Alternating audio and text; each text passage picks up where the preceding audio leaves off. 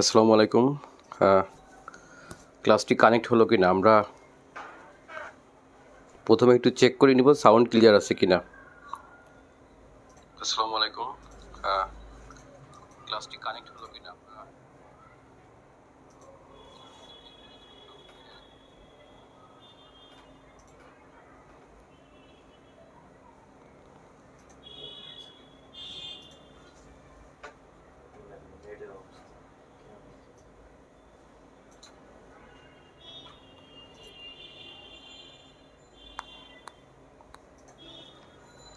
আচ্ছা, sound clear কিনা আমরা একটু চেক করে নেই। আর তার থেকে ভালো হয় যে আমরা কে কোথা থেকে যুক্ত আছি আজকের ক্লাসে এটা একটু কমেন্টে জানাই, তার মানে আমরা শুনতেছি।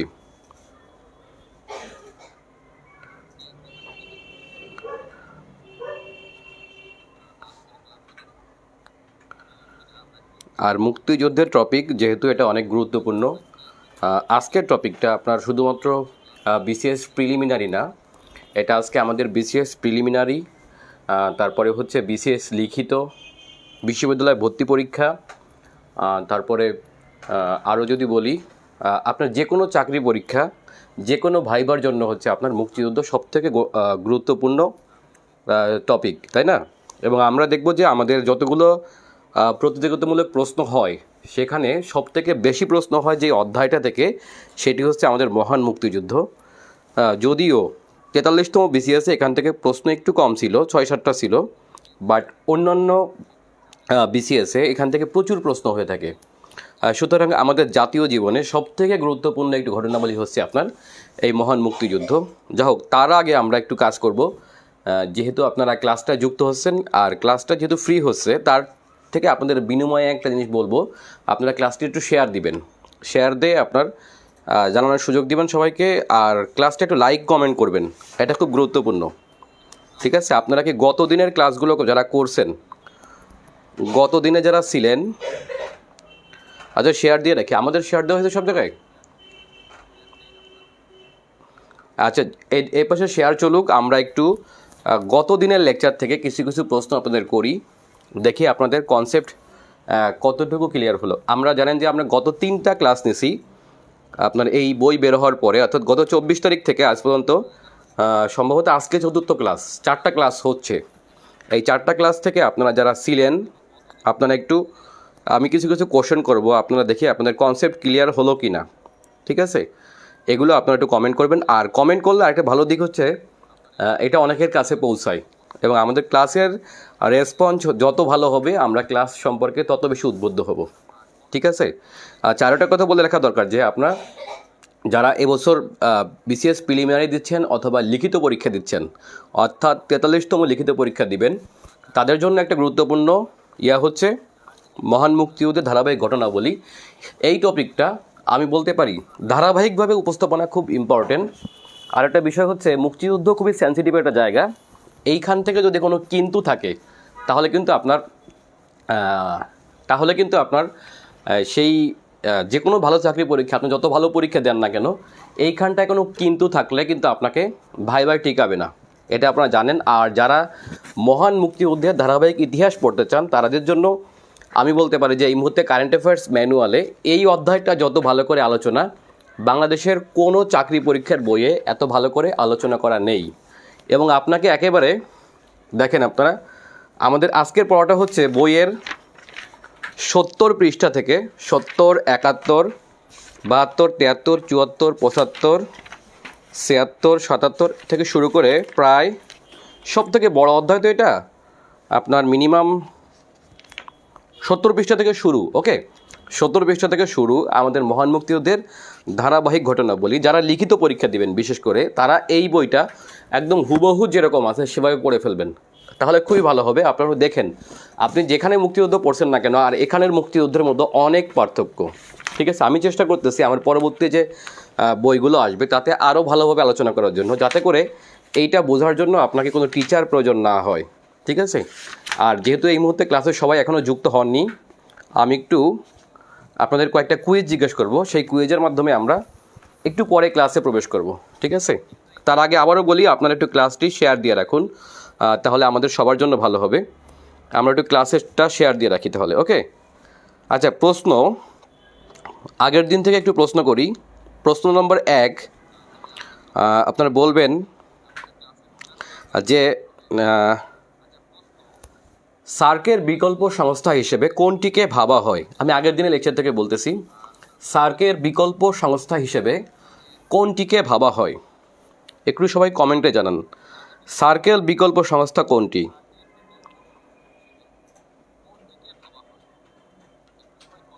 আচ্ছা, সার্কের বিকল্প সংস্থা কোনটি? সার্কের বিকল্প সংস্থা কোনটি? আচ্ছা, অনেকে আনসার করছে বিমস্টেক। বিমস্টেক। আচ্ছা, জহিরুল ইসলাম বলছে বিমস্টেক, মাহমুদ এবি বিমস্টেক, সাথী রহমান বিমস্টেক। আচ্ছা, বিমস্টেক, তার মানে হচ্ছে বিমস্টেক বেশি আনসার আসছে। হ্যাঁ, আমাদের কনসেপ্টটা মোটামুটি ক্লিয়ার, অর্থাৎ সার্কের বিকল্প সংস্থা হিসেবে ভাবা হচ্ছে এই বিমস্টেককে। ঠিক আছে। আচ্ছা, প্রশ্ন হলো বিমস্টেকের প্রতিষ্ঠাকালীন সদস্য কয়টি এবং কি কি? একটু লিখি আমরা।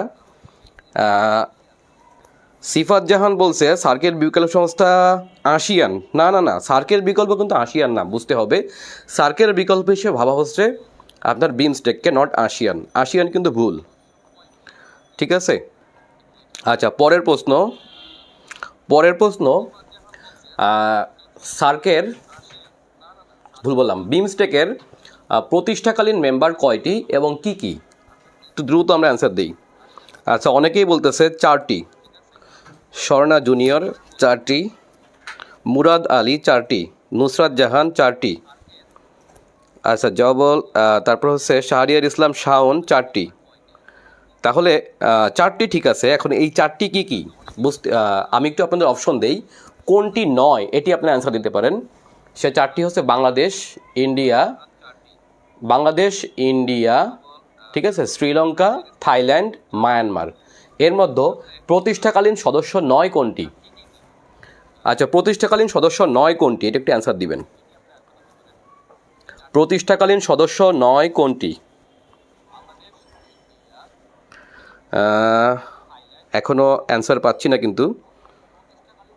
প্রতিষ্ঠাকালীন, আচ্ছা, অনেকে অ্যান্সার দিছে। হ্যাঁ, মায়ানমারের অপশন বেশি আসছে। Myanmar, yes. মায়ানমার কিন্তু প্রতিষ্ঠাকালীন মেম্বার না, অর্থাৎ বিমস্টেকের পঞ্চম মেম্বার হলো এই মিয়ানমার, অর্থাৎ এটা কিন্তু প্রতিষ্ঠাকালীন মেম্বার না, ঠিক না? আচ্ছা, প্রশ্ন হলো বিমস্টেক প্রতিষ্ঠিত হয় কোন শহরে? প্রশ্ন আমি যদি আনসার করি তাহলে বলবো নয়াদিল্লি ভারত, কলম্বো শ্রীলঙ্কা, ঢাকা বাংলাদেশ, আরেকটা হলো লাস্টে বলবো ব্যাংকক থাইল্যান্ড। অর্থাৎ বিমস্টেক প্রতিষ্ঠিত হয় কোন শহরে? শুধু দেশের নাম বললে, শহরের নাম বললেই হবে। একটু বলি আমরা।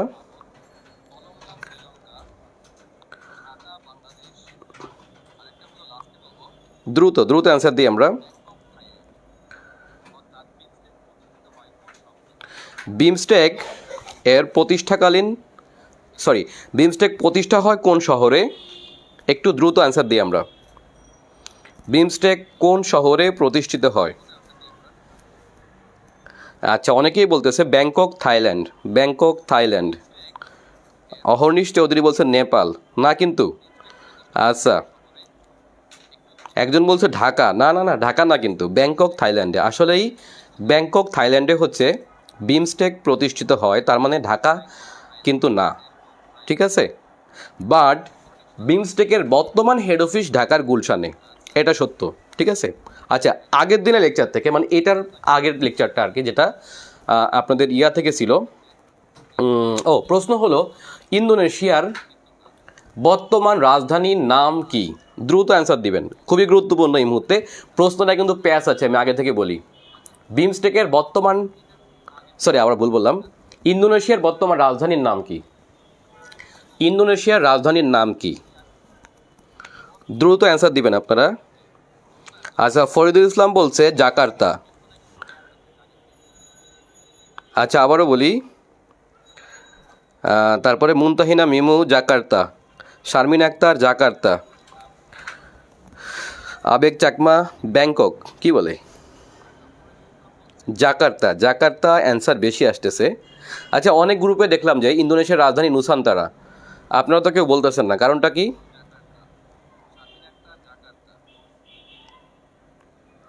আচ্ছা, জাকার্তা বেশি আসছে, তবে অনেকে নুসান্তারাও বলছে। আই এম শিওর যে তারা ক্লাসগুলো করেননি, এই জন্য আপনার ভুলটা হচ্ছে। ঠিক আছে, আচ্ছা, অনেকেই বলতেছে এটা হলো কি জাকার্তা বলতেছে, তবে অনেকে নুসান্তারা বলতেছে, অনেকে কালিমান্তান বলতেছে, আহ, প্রস্তাবিত নুসান্তারা। আচ্ছা যাক, অনেক ভালো অ্যান্সার আসতেছে। আই এম শিওর আজকে আমরা অনেক রেসপন্স পাবো। আমরা মিনিমাম আজকে 3000 কমেন্ট করব, 3000, ঠিক আছে? লাস্ট পর্যন্ত আমাদের 3000 কমেন্ট আসবে। আপনার যা ইচ্ছা লিখবেন, আপনারা আপনাদের অনুভূতির কথাও লিখবেন। আমরা আজকে অনেক কমেন্ট চাই, মিনিমাম 3000 কমেন্ট চাই, অর্থাৎ যেখানেই আমরা ক্লাস করাবো। এখনও কিন্তু আমরা টপিকে যাইনি, আপনারা দেখতে পাচ্ছেন। আজকে আমাদের টপিক হলো মহান মুক্তিযুদ্ধের ধারাবাহিক ঘটনাবলী। এটা একটা গুরুত্বপূর্ণ টপিক। আচ্ছা, একটু বলি আপনাদের, একটু কনসেপ্টটা যারা ক্লাস পাননি আগে তাদেরকে একটু বলে রাখা দরকার যে ইন্দোনেশিয়ার রাজধানী কিন্তু এখনও জাকার্তা, বুঝছেন কি না? ইন্দোনেশিয়ার রাজধানী কিন্তু এখনও কোথায় বলুন তো? জাভা দ্বীপের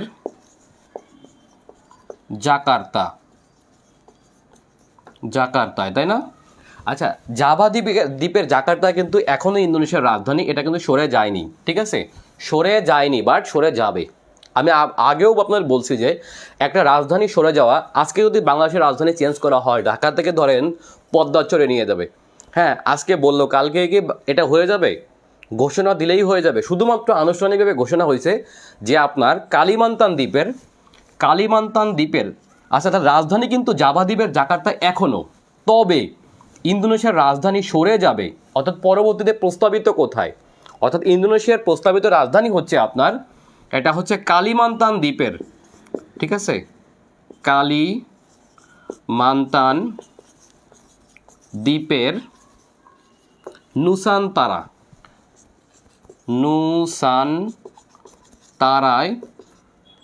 তারায় কিন্তু আপনার রাজধানী যাবে, কিন্তু সেটা কিন্তু এখনো যায়নি। অর্থাৎ 2023 সাল থেকে এই প্রক্রিয়া শুরু হলে এই কালিমান্তান দ্বীপে পুরোপুরি রাজধানী সরে যাবে তখন মিনিমাম 2045 সাল লেগে যাবে।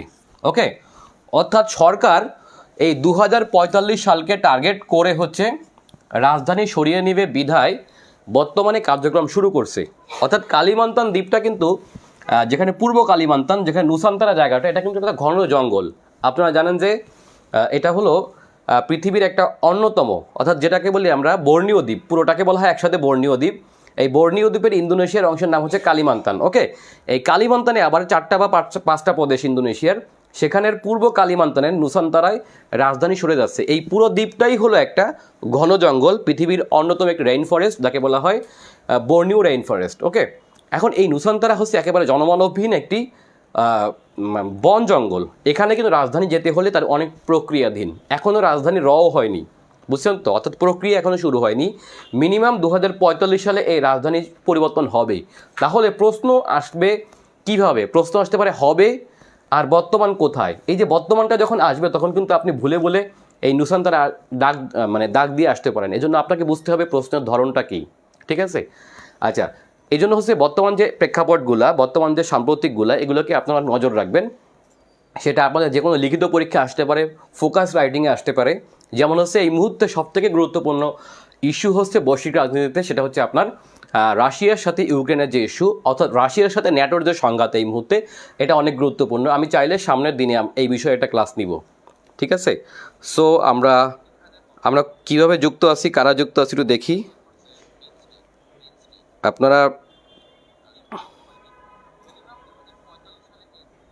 আচ্ছা, এখন একটু আমরা অনেকেই যুক্ত হয়ে গেছি অলরেডি, প্রায় 400-র কাছাকাছি আছি আমরা। এই মুহূর্তে আমরা শুরু করতে পারি আজকের লেকচার।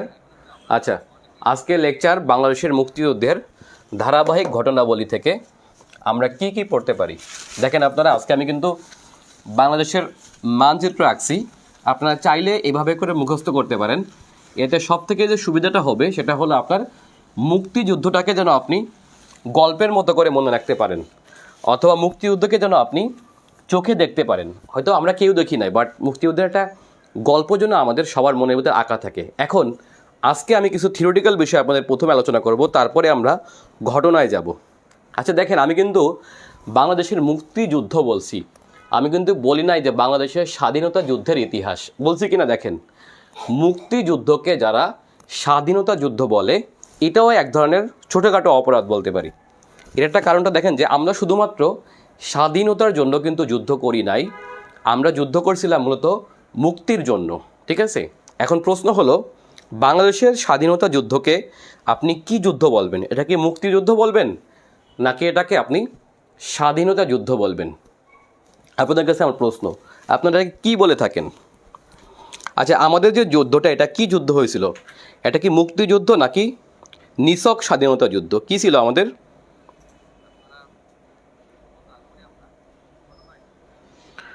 ঠিক আছে, একটু বলি আমরা, আমাদের এই যুদ্ধটা কি ছিল? এটা কিন্তু শুধুমাত্র স্বাধীনতার জন্য ছিল না। আচ্ছা, যারা একটু এই মুহূর্তে আসেন, আপনারা একটু অবশ্যই শেয়ার দিয়ে রাখেন এবং লাইক দিবেন। অবশ্যই লাইক দিলে ভালো লাগে আসলে দেখতে যে। আচ্ছা, কমেন্ট পাচ্ছি কি?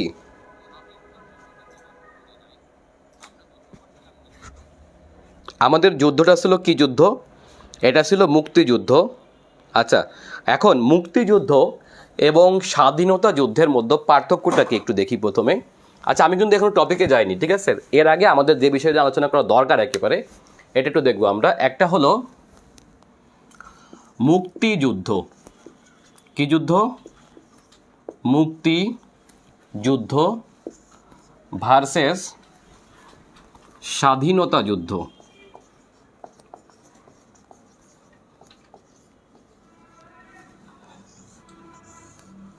পৃথিবীতে মুক্তিযুদ্ধ খুবই কম হয়েছে, বেশিরভাগ হয়েছে স্বাধীনতা যুদ্ধ। মুক্তিযুদ্ধের প্রেক্ষাপটটা কিন্তু আলোচনা করতে গেলে অনেক বড়। দেখেন, মুক্তিযুদ্ধ কোনটা? মুক্তিযুদ্ধ হলো আমরা যে পাকিস্তান থেকে আমরা যে পাকিস্তানের সাথে একত্রিত হলাম, অর্থাৎ যখন দীর্ঘ 190 বছর ধরে আমাদের এই অঞ্চল শাসন করছে কারা? করছে অবশ্যই ব্রিটিশরা, তাই না? এখন ব্রিটিশদের কাছ থেকে আমরা একটা দেশ পেলাম প্রথমে।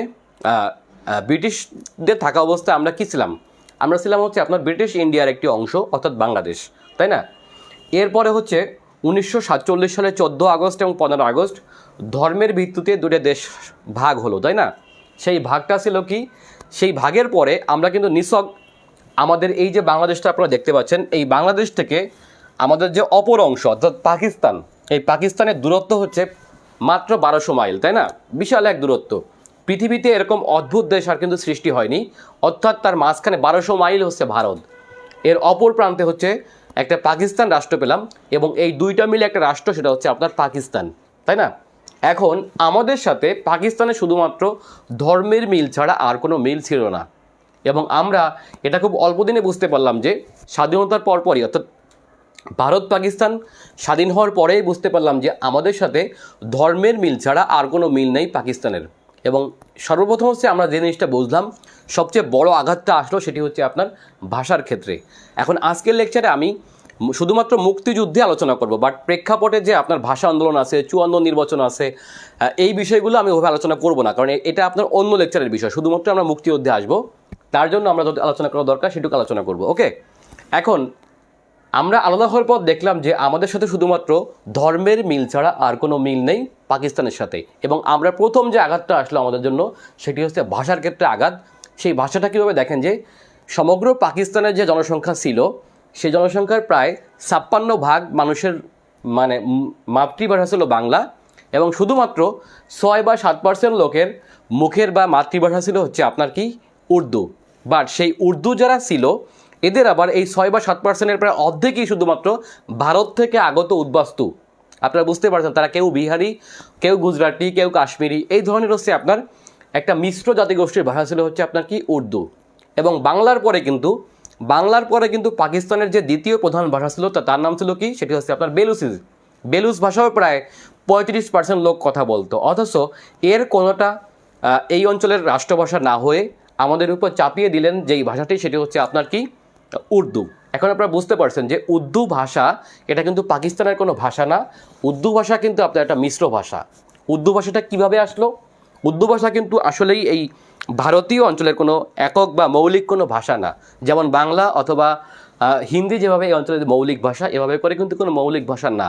এই উর্দুটা কিভাবে আসছিল আপনারা জানেন যে ব্রিটিশ আমলেরও আগে প্রায় যে কয়েক হাজার বছর ধরে যে আপনার এই অঞ্চলে অর্থাৎ এই ভারতীয় অঞ্চলে ছিল মুসলিম শাসন, তাই না? এখন যখন হচ্ছে 1757 সালে পলাশী যুদ্ধের পরে যখন হচ্ছে এই অঞ্চলে ইয়াদের একটা পরাজয় হলো, মুসলমানদের পরাজয় হলো এবং ইংরেজরা যখন শাসন করতে আসলো, এবং আপনারা জানেন যে এই মুঘল আমল থাকা অবস্থায় এই অঞ্চলে অর্থাৎ ভারতীয় অঞ্চলে যে রাষ্ট্রভাষা ছিল কি ছিল হচ্ছে আপনার ফার্সি, তাই না? এখন ফার্সির পরে আসলে হচ্ছে ইংরেজি। সাদি কি দেখতে ঠিক আছে, তো ফার্সির পরে কি আসলো? ইংরেজি। এখন ইংরেজি সরি ভুল বললাম, যে ফার্সি ভাষা আসলো। এখন উর্দু ভাষা কীভাবে আসলো? সেটা হচ্ছে উর্দুটা একটা কৃত্রিম ভাষা হিসেবে ইংরেজরা আমাদের উপর চাপিয়ে দিলেন। সেটা কীভাবে দেখেন, যে যেহেতু এই অঞ্চলের একটা অন্যতম ভাষা ছিল হচ্ছে হিন্দি, এই হিন্দি আর সাবেক যে ভাষা ছিল ফার্সি, এই দুইটা ভাষাকে হচ্ছে আপনার মিশ্রণ করে একটি কৃত্রিম ভাষা তৈরি করলো এবং সেই ভাষার নাম ছিল হচ্ছে আপনার উর্দু। তার মানে উর্দু কিন্তু এই অঞ্চলের কারো একেবারে পিওর যে মাতৃভাষা এরকম কোনো ভাষা ছিল না, এবং সেরকম একটি ভাষাকে হচ্ছে আমাদের উপর চাপিয়ে দেওয়ার চেষ্টা করলো। এবং স্বয়ং যে এই পাকিস্তান রাষ্ট্রের যে জনক অর্থাৎ মোহাম্মদ আলী জিন্নাহ হচ্ছে এটা চাপিয়ে দেওয়ার জন্য যে প্রথম যে কথাটা বললো সেটি হচ্ছে Urdu and Urdu shall be the state language of Pakistan. আপনারা জানেন সেই প্রেক্ষাপট আপনারা অনেকেই জানেন। এবং তিনি মাত্র একবার না, তিনি 1948 সালের 21শে মার্চ এবং 24শে মার্চ দুবার বললো, অর্থাৎ বর্তমান সোহরাওয়ার্দী উদ্যানে এবং হচ্ছে ঢাকা ইউনিভার্সিটি একটি সমাবর্তনে দুবার করে বললেন এই কথা। এবং তারই সুর ধরে তারই যে আপনার প্রেতাত্মাগুলো অর্থাৎ আমাদেরই এই অঞ্চলের অনেকে, যেমন হচ্ছে আপনার খাজা নাজিমুদ্দিন, তারপরে হচ্ছে আপনার নুরুল আমিন, এই ধরনের অনেকে হচ্ছে আপনার তার সুরে কথা বললো যে উর্দু পাকিস্তানের রাষ্ট্রভাষা হবে। কারণ হচ্ছে এই অঞ্চলের অভিজাত শ্রেণী, অভিজাত মুসলিমদের একটা বড় অংশ উর্দু ভাষায় কথা বলতো, এটাও সত্য, তাই না? বাট এরপর থেকে হচ্ছে আমাদের প্রথম আঘাতটা আসলো, এবং সেই আঘাতের পরে আমাদের যেই ব্যক্তি প্রথম বুঝে গেলেন যে আমাদের একটা স্বতন্ত্র একটা পরিচয় আছে এবং পাকিস্তানের সাথে এসে আমাদের সেই পরিচয়টা হারাতে হবে, ঠিক আছে? এবং সেটা হচ্ছে আমাদের বাঙালি জাতীয়তাবাদ। সেটা হচ্ছে কি? আমাদের বাঙালি জাতীয়তাবাদ। এখন বাঙালি জাতীয়তাবাদটা কি? আপনারা জাতীয়তাবাদের ধারণাটা বুঝেন কি না? জাতীয়তাবাদ হচ্ছে আপনার এমন এক ধারণা, এটা একটা বিমূর্ত ধারণা, তাই না? এটা কিন্তু দেখা যায় না। বাট আমরা কিন্তু বাঙালিদের একটা স্বতন্ত্র জাতিসত্তা আছে। এই জাতিসত্তার জন্য আমরা হলাম এই বাঙালি জাতীয়তাবাদে বিশ্বাসী। অর্থাৎ আমাদের এই বাঙালি জাতীয়তাবাদ হচ্ছে হাজার বছর ধরে গড়ে ওঠা একটি স্বতন্ত্র পরিচয়, যেই পরিচয়ে আমরা নিজেদেরকে পরিচয় দিতে সবথেকে বেশি গর্ববোধ করি। এবং যখন বুঝলাম যে আমরা পাকিস্তানের সাথে মিশে যাচ্ছি, তখন হচ্ছে আমাদের এই যে স্বতন্ত্র বোধটা, এটি হচ্ছে আমরা আস্তে আস্তে করে হারাতে বসতেছি। কারণ এক নম্বরে ভাষা চেঞ্জ হয়ে যাবে, কালচার চেঞ্জ হয়ে যাবে, তাই না? আমাদের যে ঐতিহ্য, সে ঐতিহ্য হারাতে বসছি আমরা।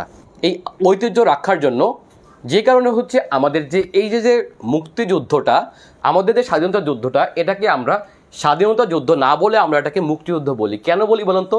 কারণ আমরা যুদ্ধ করছিলাম আমাদেরকে স্বতন্ত্র পরিচয় উদ্ধার করার জন্য। এখন জাতীয়তাবাদের ধারণা কিন্তু আমাদের মধ্যে প্রবল, বাঙালিদের মধ্যে এটা কিন্তু প্রবল। কারণ আমাদের এই দেশটার একটা সবচেয়ে বড় বৈশিষ্ট্য হচ্ছে আমাদের এখানে একটা একটাই জাতি, সেটা হচ্ছে আপনার বাঙালি। আমরা বুঝতে পারছি কিনা, এই দেশে হচ্ছে একটাই শুধুমাত্র জাতি, সেটি হচ্ছে আপনার বাঙালি। এটা একটা অভিন্ন জাতিসত্তা। সো আমাদের এখানে ঝামেলা নেই কিন্তু খুব একটা। কিন্তু আপনি যদি আমেরিকা যুক্তরাষ্ট্রে যান, দেখেন আমেরিকা যুক্তরাষ্ট্রের কিন্তু আপনার জাতীয়তাবাদের কোনো বালাই নেই। কেন বালাই নেই? কারণ আমেরিকা যুক্তরাষ্ট্র যারা সৃষ্টি করছে তাদের কেউই আমেরিকান না। আজকে যদি আমেরিকায় আমরা 46 মানে হচ্ছে 46 জন প্রেসিডেন্ট দেখি, এর মতো দেখবেন যে আপনার এই 46 জন প্রেসিডেন্টের কিন্তু একজন ব্যক্তিও নেটিভ আমেরিকান না, তাই না? এদের প্রত্যেকেই হচ্ছে জার্মান বংশোদ্ভূত, না হলে ব্রিটিশ বংশোদ্ভূত, না হলে ফরাসি বংশোদ্ভূত, না হলে আফ্রিকান বংশোদ্ভূত, ঠিক আছে, অথবা ভারতীয় বংশোদ্ভূত। অর্থাৎ আমেরিকা যুক্তরাষ্ট্রে জাতীয়তাবাদ বলতে কোনো বালাই নেই। কারণ এদের জাতীয়তাবাদ কিন্তু বিভিন্ন গোষ্ঠী থেকে, বিভিন্ন অঞ্চল থেকে এসে হচ্ছে এখানে কি মানুষ একত্রিত হয়ে একটি দেশ সৃষ্টি করছে। অর্থাৎ এইখানে কোনো মানুষই, অর্থাৎ যারা ক্ষমতাবান আমেরিকায় যাদেরকে আমরা চিনি, আপনি হিলারি বলেন, আপনি বারাক ওবামা বলেন, আপনি কি বলবেন, আপনি ডোনাল্ড ট্রাম্প বলেন, আপনি যাকেই বলেন না কেন, এদের প্রত্যেকেই কিন্তু আপনার বিদেশি, অর্থাৎ তাদের 3-4 গোষ্ঠী একটু দূরে গেলেই দেখবেন যে আপনার এরা সবাই হচ্ছে আপনার হয় ব্রিটিশ, না হলে ফরাসি বংশোদ্ভূত, না হলে জার্মান বংশোদ্ভূত। যেমন দেখেন যে বর্তমান প্রেসিডেন্ট ইনি কিন্তু ব্রিটিশ বংশোদ্ভূত, তার আগে ছিল হচ্ছে আপনার ডোনাল্ড ট্রাম্প, সে হচ্ছে জার্মান বংশোদ্ভূত, তার আগে ছিল হচ্ছে আপনার কে বারাক ওবামা, সে হচ্ছে আপনার কেনিয়ান বংশোদ্ভূত। তার মানে হচ্ছে এই দেশে কিন্তু জাতীয়তাবাদ বলতে কিছুই নেই, অর্থাৎ আপনার মেধা আছে, আপনার টাকা আছে, শুধুমাত্র আমেরিকা আপনাকে বলবে যে আপনি আপনার কি কারণে, মানে আপনাকে নিয়ে আমেরিকা উপকৃত হবে। এখন আপনি বলতে পারেন যে আমি বাংলাদেশের শাকিব খান, হ্যাঁ আমি বাংলাদেশের সাকিব আল হাসান, বাংলাদেশের সেরা ক্রিকেটার, অথবা আমি বাংলাদেশের, আমার অনেক টাকা আছে, আমার ব্যাংকে মিনিমাম 350 কোটি টাকা আছে, আমাকে নিলে আমি এই টাকা সব আমেরিকায় যে ভাঙবো, তাই না, আমেরিকায় বাড়ি কিনবো এবং আমেরিকার আমার কারণে হচ্ছে উপকৃত হবে। সো আপনাকে কিন্তু ভিসা দিয়ে দেবে, তাই না, কারণ আপনি সাকিব আল হাসান, বুঝতেই পারছেন। আপনাকে তো আমেরিকায় যে দেওয়ার কিছু নেই, বরং আপনি আমেরিকায় যে আপনার দেশের টাকাটা ভাঙবেন। সুতরাং আপনাকে কিন্তু এই দেশে কিন্তু জাতীয়তাবাদ বলতে কিছু নেই, ঠিক না, অর্থাৎ আপনার মেধা আছে, আপনার টাকা আছে, আপনি আমেরিকার নাগরিক হতে পারবেন। ওকে, বাট আমাদের দেশে অথবা জাপানে, অথবা যদি আপনি বলেন যেই সব দেশে হচ্ছে আপনার জাতিগত ব্যাপারটা অনেক বেশি প্রবল, যেমন কোরিয়া, হ্যাঁ জার্মানি, বাংলাদেশ, তারপরে হচ্ছে আপনার যেখানে হচ্ছে একটা জাতি শুধুমাত্র, সেখানে কিন্তু লোকেরা জাতীয়তাবাদে খুবই বিশ্বাসী। সো এখানকার জাতিসত্তায় যদি কোনো ধরনের মিশ্রণ আসে, তারা কিন্তু এটা মেনে নেয় না। তো তেমনই করে কিন্তু আমরাও মেনে নেইনি, সেটা হচ্ছে আপনার যে কোনো আমরা যুদ্ধ করছিলাম, এজন্য আমাদের মুক্তিযুদ্ধটা, আমাদের স্বাধীনতা যুদ্ধটা হচ্ছে আপনার মুক্তিযুদ্ধ। আর আমেরিকা যে যুদ্ধ করছিল ব্রিটিশদের বিরুদ্ধে, এটা কিন্তু নিছক স্বাধীনতা যুদ্ধ। কি বলুন তো, তাহলে বাংলাদেশ যে যুদ্ধ করছে এটা হলো কি মুক্তিযুদ্ধের একটা বড় উদাহরণ হচ্ছে কি বলুন তো, বাংলাদেশের মহান মুক্তিযুদ্ধ। আর যদি বলি স্বাধীনতা যুদ্ধ, তাহলে বলতে হবে এটা নিঃসন্দেহে একটা উদাহরণ বলবো যে আমেরিকা যুক্তরাষ্ট্র, তাই না। আমেরিকা যুক্তরাষ্ট্রের যে যুদ্ধ তা আসলে নিছক স্বাধীনতা যুদ্ধ, অর্থাৎ আমেরিকা যুক্তরাষ্ট্র ব্রিটিশদের কাছ থেকে শুধুমাত্র কী চেয়েছিল, স্বাধীনতা চেয়েছিল, আর আমরা চেয়েছিলাম অর্থনৈতিক, সামরিক, সাংস্কৃতিক মুক্তি। ঠিক আছে, এটাই পার্থক্য স্বাধীনতা যুদ্ধ এবং মুক্তিযুদ্ধের মধ্যে। তার মানে কার প্রেক্ষাপট বড়, নিঃসন্দেহে মুক্তিযুদ্ধের প্রেক্ষাপটটা অনেক বেশি বড়, যতটা না স্বাধীনতা যুদ্ধের প্রেক্ষাপটটা অত বেশি ছোট। ঠিক আছে, তারপরে বলে লেখা দরকার যে আমাদের মুক্তিযুদ্ধ আরও কয়েকটি তাৎপর্য আছে, তার মধ্যে বড় একটা তাৎপর্য হচ্ছে পৃথিবীতে দেখেন যে একটা দেশ স্বাধীন হয়, স্বাধীন হওয়ার জন্য একটা বিষয় থাকে, সেটা হচ্ছে আপনার স্বাধীনতার ঘোষণা। ঠিক আছে, দেখেন স্বাধীনতার ঘোষণাপত্র আছে এরকম সবথেকে উল্লেখযোগ্য দুইটা দেশ হচ্ছে আপনার বাংলাদেশ এবং মার্কিন যুক্তরাষ্ট্র। একটু খেয়াল করে দেখেন এদের আপনার কি আছে বলুন তো, স্বাধীনতার ঘোষণাপত্র আছে। অর্থাৎ পৃথিবীতে যারা স্বাধীনতা লাভ করে, যেমন ভিয়েতনাম, কম্বোডিয়া, লাওস, অথবা আরও অনেক দেশ আছে যারা স্বাধীনতা লাভ করছে, এদের স্বাধীনতাটা কেমন হয়েছে দেখেন যে এরা মূলত আগে যুদ্ধ করছে। এরা মূলত কী করছে, আগে যুদ্ধ করছে, পরবর্তীতে যুদ্ধে বিজয়ের মাধ্যমে অথবা চুক্তির মাধ্যমে হচ্ছে লাস্টের দিকে এসে কী করছে, তারা স্বাধীনতা অর্জন করছে। বাট আমাদের এবং মার্কিন যুক্তরাষ্ট্রের দেশটা একেবারে ব্যতিক্রম, যেটা হচ্ছে আমরা ঘোষণা দিয়ে যুদ্ধ করছি। দেখেন খেয়াল করে, অর্থাৎ আমাদের স্বাধীনতার ঘোষণা আগে হয়েছে, সেই ঘোষণা কিন্তু আমাদের বিপরীত গোষ্ঠী মেনে নেয়নি বলে আমাদের যুদ্ধ করতে হয়েছে, তাই না। যেমন দেখেন আমাদের মহান মুক্তিযুদ্ধ এটা হচ্ছে ঘোষণার মাধ্যমে, অর্থাৎ 26 মার্চ 1971 সালে আমাদের মহান এদেশের মহান সন্তান বঙ্গবন্ধু শেখ মুজিবুর রহমান হচ্ছে 26শে মার্চ এই মুক্তিযুদ্ধের অর্থাৎ স্বাধীনতা ঘোষণা করেন। এবং আমেরিকা যুক্তরাষ্ট্রের স্বাধীনতা ঘোষণা করে হচ্ছে আপনার 1776 সালে সেদেশেরই একজন বিখ্যাত স্বাধীনতার নায়ক, যার নাম হচ্ছে থমাস জেফারসন।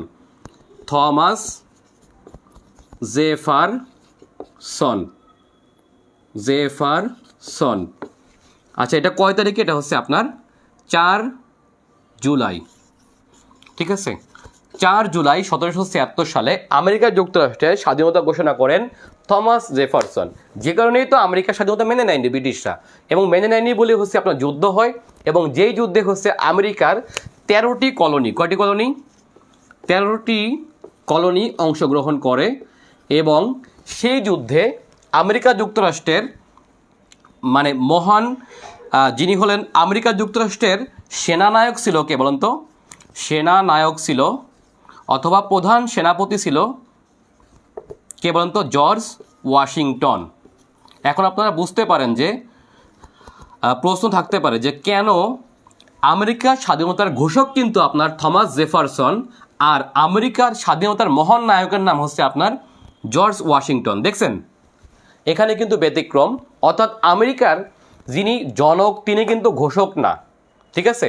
আর যিনি ঘোষক তিনি কিন্তু আমেরিকার প্রথম প্রেসিডেন্ট না। মনে রাখতে হবে থমাস জেফারসন আমেরিকার তৃতীয় প্রেসিডেন্ট। কয় নম্বরে? তৃতীয় প্রেসিডেন্ট। আর আমেরিকার যখন স্বাধীনতা লাভ করে তখন হচ্ছে প্রথম প্রেসিডেন্ট হন হচ্ছে আপনারকে জর্জ ওয়াশিংটন। ইনি হলেন কি? প্রথম প্রেসিডেন্ট।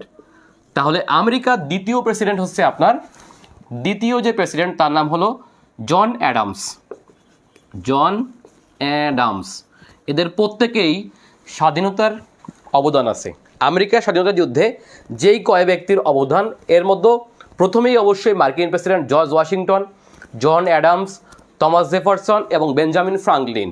এই চার ব্যক্তির অবদান আমেরিকার সব থেকে বেশি, এবং যে কারণে আমেরিকার যে হাজার বছর ধরে ইতিহাস, সেই হাজার বছরের ইতিহাসে ওদের একটা মাউন্ট রাশমোর পর্বত আছে। এই মাউন্ট রাশমোর পর্বতের চূড়ায় চারজন প্রেসিডেন্ট, যাকে বলা হয় আমেরিকার 46 জন প্রেসিডেন্টের মধ্যে শ্রেষ্ঠ চার প্রেসিডেন্ট, এই শ্রেষ্ঠ চার প্রেসিডেন্টের মধ্যে আপনার এখানেই দুইজন আছে শুধুমাত্র, সেটা হচ্ছে জর্জ ওয়াশিংটন এবং থমাস জেফারসন। এই দুজন হচ্ছে আমেরিকার ইতিহাসে যে শ্রেষ্ঠ চার প্রেসিডেন্টের দুইজন। তাহলে বাকি দুজন কে কে? বাকি দুজনের একজন হলো আমেরিকার 16তম প্রেসিডেন্ট আব্রাহাম লিঙ্কন, এবং আমেরিকায় যিনি প্রথম নোবেল বিজয়ী প্রেসিডেন্ট তার নাম হলো কি জানো? ভুলে গেলাম। Theodore Roosevelt. হ্যাঁ, থিওডর রুজভেল্ট। এই চারজন হচ্ছে আমেরিকার ইতিহাসে শ্রেষ্ঠ চারজন প্রেসিডেন্ট। এখন দেখেন যে এই যে মহান মুক্তিযুদ্ধ, আমাদের মহান মুক্তিযুদ্ধ, এটা কিন্তু স্বাধীনতা যুদ্ধ না, এটা হচ্ছে আমাদের মুক্তিযুদ্ধ বলতে হবে, ঠিক আছে? এটা একটা বিষয়। এখন আমাদের এই মুক্তিযুদ্ধ আমাদের জাতীয় জীবনের সবথেকে গুরুত্বপূর্ণ ঘটনা। যদি আমি বলি যে বাঙালির, আমার মতে বাঙালির হাজার বছরের ইতিহাসে দুইটা শ্রেষ্ঠ অর্জন মনে রাখবেন। এর মধ্যে অবশ্যই প্রথম অর্জন হচ্ছে আমাদের মহান স্বাধীনতা, আর আমাদের দ্বিতীয় অর্জন হচ্ছে এরকম একটা গরিব বেটে এবং বামুনের দেশে জন্মগ্রহণ করেছেন বিখ্যাত মানুষ, তিনি হচ্ছেন বঙ্গবন্ধু শেখ মুজিবুর রহমান। এটা আমাদের সবচেয়ে বড় অর্জনের মধ্যে একটা, কারণ এই বঙ্গবন্ধু না আসলে কিন্তু আমাদের স্বাধীনতা অর্জনটা এত সহজ হতো না, ঠিক আছে? দেখেন সেই 47 সালের পরেই মাত্র 1948 সালের 4 জানুয়ারি বঙ্গবন্ধু বুঝে গেলেন যে আমাদের পাকিস্তানের সাথে অত থাকা হবে না, এবং তার জন্য প্রথম যে আঘাত আসছে ভাষার আঘাত, সেই ভাষা আন্দোলনকে প্রতিহত করতে হলে, লিড দিতে হলে একটা দরকার সংগঠন। সেই সংগঠন তৈরির জন্য 1948 সালের 4 জানুয়ারি বঙ্গবন্ধুর নেতৃত্বে, অর্থাৎ বঙ্গবন্ধুর ঘোষণায় জন্ম হলো একটা ছাত্র সংগঠন যার নাম হলো বাংলাদেশ ছাত্রলীগ। তখনকার নাম ছিল পূর্ব পাকিস্তান মুসলিম ছাত্রলীগ। অর্থাৎ আজকের যে বাংলাদেশ ছাত্রলীগ তা জন্মগ্রহণ করছিল কিন্তু এই ভাষা আন্দোলনকে শুধুমাত্র বেগবান করার জন্য। এবং দেখেন যে বঙ্গবন্ধু এটাকে মানে হচ্ছে প্রতিষ্ঠা করলেন। প্রতিষ্ঠা করার পরে কিন্তু আপনার পরবর্তীতে যত গণ আন্দোলন হয়েছে বাংলাদেশে, একেবারে ভাষা আন্দোলন থেকে শুরু করে পরবর্তীতে যতগুলো গণ আন্দোলন হয়েছে মুক্তিযুদ্ধ পর্যন্ত, সেই মুক্তিযুদ্ধের প্রত্যেকটা অর্জনে, অর্থাৎ আমাদের যে প্রত্যেকটা ঘটনা, অর্থাৎ যদি আমি 7টা স্তম্ভ বলি, আমাদের মুক্তিযুদ্ধের যদি 7টা স্তম্ভ যদি বলি, সেই 7টা স্তম্ভ দেখবেন যে প্রত্যেকটা অর্জনের সবার সামনে ছিল বঙ্গবন্ধু, এবং সেখানে সবার পিছনে ভূমিকা রাখছিল যে সংগঠনটি, সেটি হচ্ছে আপনার আজকের ছাত্রলীগ। যদিও এখনকার ছাত্রলীগের সাথে তখনকার ছাত্রলীগকে আমরা মেলাতে পারবো না, বাট তারপরে বলবো যে এই সংগঠনের হাত ধরেই কিন্তু আস্তে আস্তে করে আমাদের এই বড় বড় অর্জনগুলো আসছে। সো আমাদের জাতীয় জীবনের সবথেকে বড় দুটি অর্জন, একটা হচ্ছে অবশ্যই মহান মুক্তিযুদ্ধ, আরেকটা বলবো বঙ্গবন্ধুর জন্ম। এটা আমাদের সবথেকে সৌভাগ্য যে আমরা এই দুইটাকে আমরা একত্রিত করতে পারছি, যে কারণে হচ্ছে আমাদের মুক্তিযুদ্ধের আরেকটা প্রতিশব্দের নাম বঙ্গবন্ধু শেখ মুজিবুর রহমান। এখানে কোনো বিতর্ক থাকার অবকাশ নেই, এবং এটা নিয়ে যদি আপনি বিতর্ক করতে যান, আমি বলতে পারি আপনি মানুষ হিসেবে বাঙালি না, অথবা আপনি,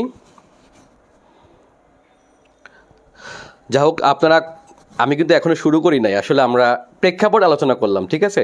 যারা লিখিত দিবেন তাদের জন্য অনেক গুরুত্বপূর্ণ।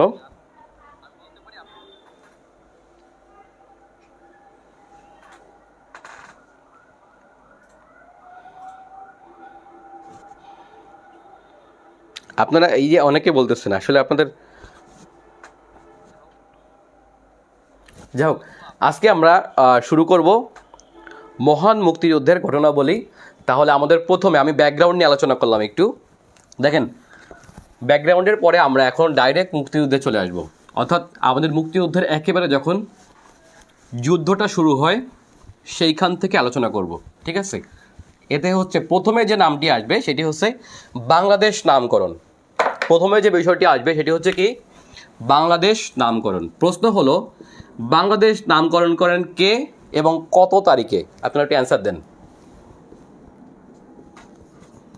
আচ্ছা, বাংলাদেশ নামকরণ,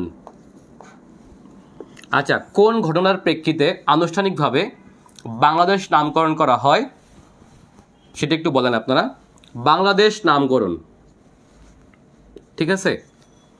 আচ্ছা, বাংলাদেশ নামকরণ করেন কে, মানে আনুষ্ঠানিকভাবে এই বাংলাদেশ নামকরণ কে করেন? আমরা সবাই একটু অ্যান্সার দেওয়ার চেষ্টা করি। আনুষ্ঠানিকভাবে বাংলাদেশ নামকরণ কে করেন? আচ্ছা, আপনারা একটু যারা অন্যান্য গ্রুপ থেকে দেখতেছেন এই লেকচারটি, তারা কিন্তু অবশ্যই আমাদের কারেন্ট অ্যাফেয়ার্স ম্যানুয়াল গ্রুপটা একটু আপনারা অ্যাড হয়ে যান, অথবা আমার আইডিটাকে আপনারা একটু ফলো দিয়ে রাখুন। এতে সুবিধা হবে, আমাদের যে ডেইলি ক্লাসগুলো হবে, ফ্রি ক্লাসগুলো, আপনারা যাতে সাথে সাথে হচ্ছে আপনারা করার সুযোগ পান। সেজন্য আপনারা দুটো জিনিস করবেন, একটা হচ্ছে আমার আইডিটা ফলো দিয়ে রাখবেন, আর দ্বিতীয় আপনারা আমার গ্রুপটা একটু জয়েন্ট হবেন, অর্থাৎ কারেন্ট অ্যাফেয়ার্স ম্যানুয়াল আপনারা দেখতে পাচ্ছেন এই পাশে দেওয়া আছে, এই দেখা যায় কারেন্ট অ্যাফেয়ার্স ম্যানুয়াল, এটা গ্রুপ এবং পেজ একই নামে, আপনারা একটু এখানে যুক্ত হয়ে যান। তাহলে আপনাদের রেগুলার ক্লাসগুলো ফ্রি পাবেন এবং এখান থেকে আমরা রেগুলার পরীক্ষা নিব। ওকে, আমরা কিন্তু এখান থেকে রেগুলার পরীক্ষা নেই। আপনারা যারা গত বিসিএস দিয়েছেন তারা জানেন যে এখান থেকে কোয়ালিটি প্রশ্নে পরীক্ষা হয়, ঠিক আছে? সো কোয়ালিটি প্রশ্নে পরীক্ষা দেওয়ার জন্য আপনারা অবশ্যই কারেন্ট অ্যাফেয়ার্স ম্যানুয়াল গ্রুপটা একটু অ্যাড হয়ে যান।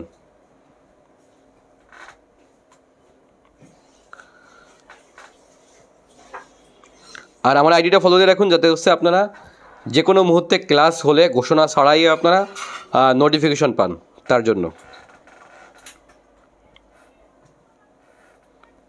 আর যারা হচ্ছে এই ক্লাসগুলো রেগুলার চান অথবা রেগুলার ক্লাস পরীক্ষা চান, তাদের জন্য বলবো তারা আপনার আমার প্রাইভেট গ্রুপ আছে, প্রাইভেট ব্যাচ আছে, অর্থাৎ সেখানে 2000 টাকায় ক্লাস করিয়ে থাকি। আপনারা চাইলে সেই ক্লাসে যুক্ত হতে পারেন।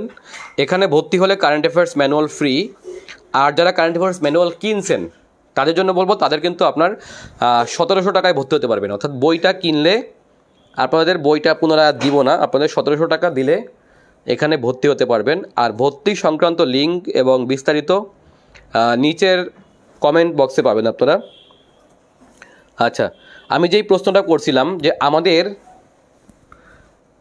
বাংলাদেশ নামকরণ কে করেন এবং কবে করেন, কোন ঘটনার প্রেক্ষাপটে, একটু আমরা সবাই অ্যান্সার দেওয়ার চেষ্টা করি। বাংলাদেশ নামকরণ কে করেন? আচ্ছা, বলে রাখি যে 1969 সালের 5 ডিসেম্বর, 1969 সালের 5 ডিসেম্বর বাংলাদেশ নামকরণ করেন, বাংলাদেশ নামকরণ করেন বঙ্গবন্ধু। আচ্ছা, ওই দিন কী ছিল বলেন তো? ওই দিন ছিল সোহরাওয়ার্দীর মৃত্যুবার্ষিকী। কার বলুন তো? সোহরাওয়ার্দীর মৃত্যু বার্ষিকী, ঠিক আছে? আপনারা জানেন যে বঙ্গবন্ধুর যে রাজনৈতিক গুরু ছিল, কই ও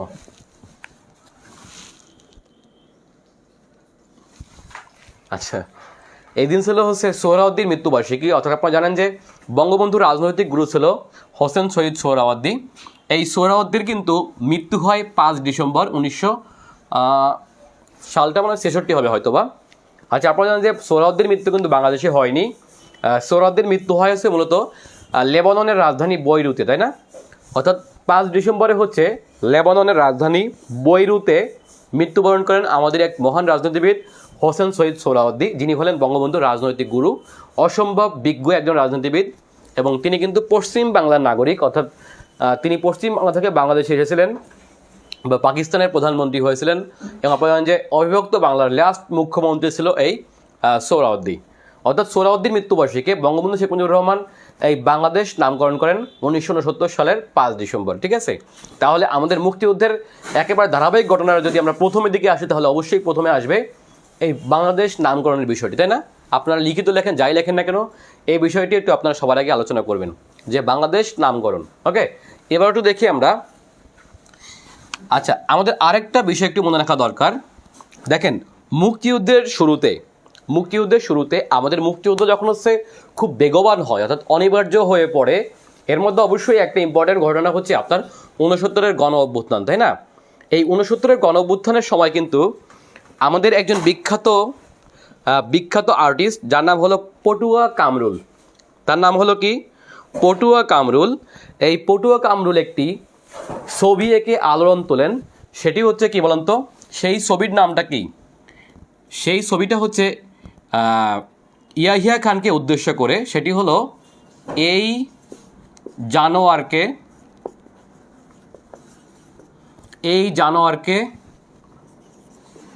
হত্যা করতে হবে।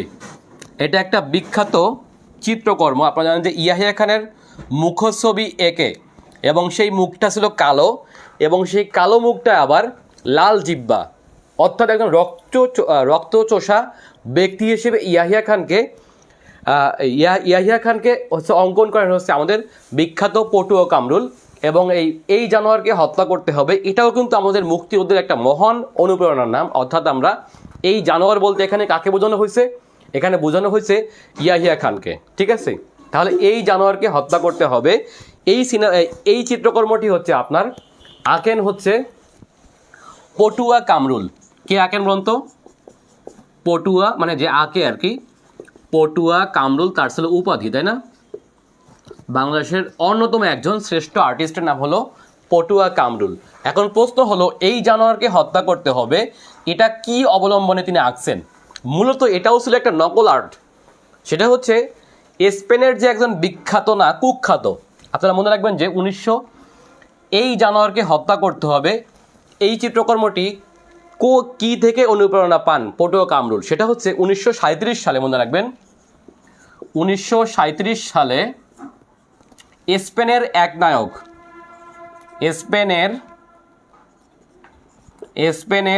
নায়ক, আচ্ছা নাম কি বলুন তো? ফ্রাঙ্কো। 1937 সালে স্পেনের এক নায়ক ফ্রাঙ্কো কোন দেশের এক নায়ক ছিল? ফ্রাঙ্কো অবলম্বনে, আচ্ছা অর্থাৎ স্পেনের খলনায়ক বলা হয়, এক নায়ক না বলে খলনায়কও বলা যেতে পারে। তার নাম হলো কি? ফ্রাঙ্কো। এই ফ্রাঙ্কোকে নিয়ে পাবলো পিকাসো, বিখ্যাত আর্টিস্ট, নাম কি বলুন তো? Pablo Picasso. এই পাবলো পিকাসো এই ফ্রাঙ্কোকে নিয়ে একটি চিত্রকর্ম আঁকছিলেন, তার নাম হলো dream and lie of Franco. Dream মানে স্বপ্ন, DREAM, ড্রিম অ্যান্ড লাই মানে মিথ্যা, LIE, dream and lie of Franco, FRANKO। ঠিক আছে, এটা একটা বিখ্যাত। আচ্ছা, প্রশ্ন যেটা আসে যে dream and lie of Franco এটি কে অঙ্কন করেন? এটি অঙ্কন করেন হচ্ছে আপনার বিখ্যাত চিত্রশিল্পী পাবলো পিকাসো। এখন দেখেন, এই যে পাবলো পিকাসো কোন দেশের বিখ্যাত শিল্পী, এটা কিন্তু অনেকবার অনেক পরীক্ষা আসছে। সেটা হচ্ছে স্পেনের বিখ্যাত শিল্পী, এবং পৃথিবীর ইতিহাসে একজন শ্রেষ্ঠ চিত্রশিল্পীর নাম হলো পাবলো পিকাসো। অর্থাৎ 19 শতকের পৃথিবীর শ্রেষ্ঠ চিত্রশিল্পীকে বলা হয় পাবলো পিকাসো।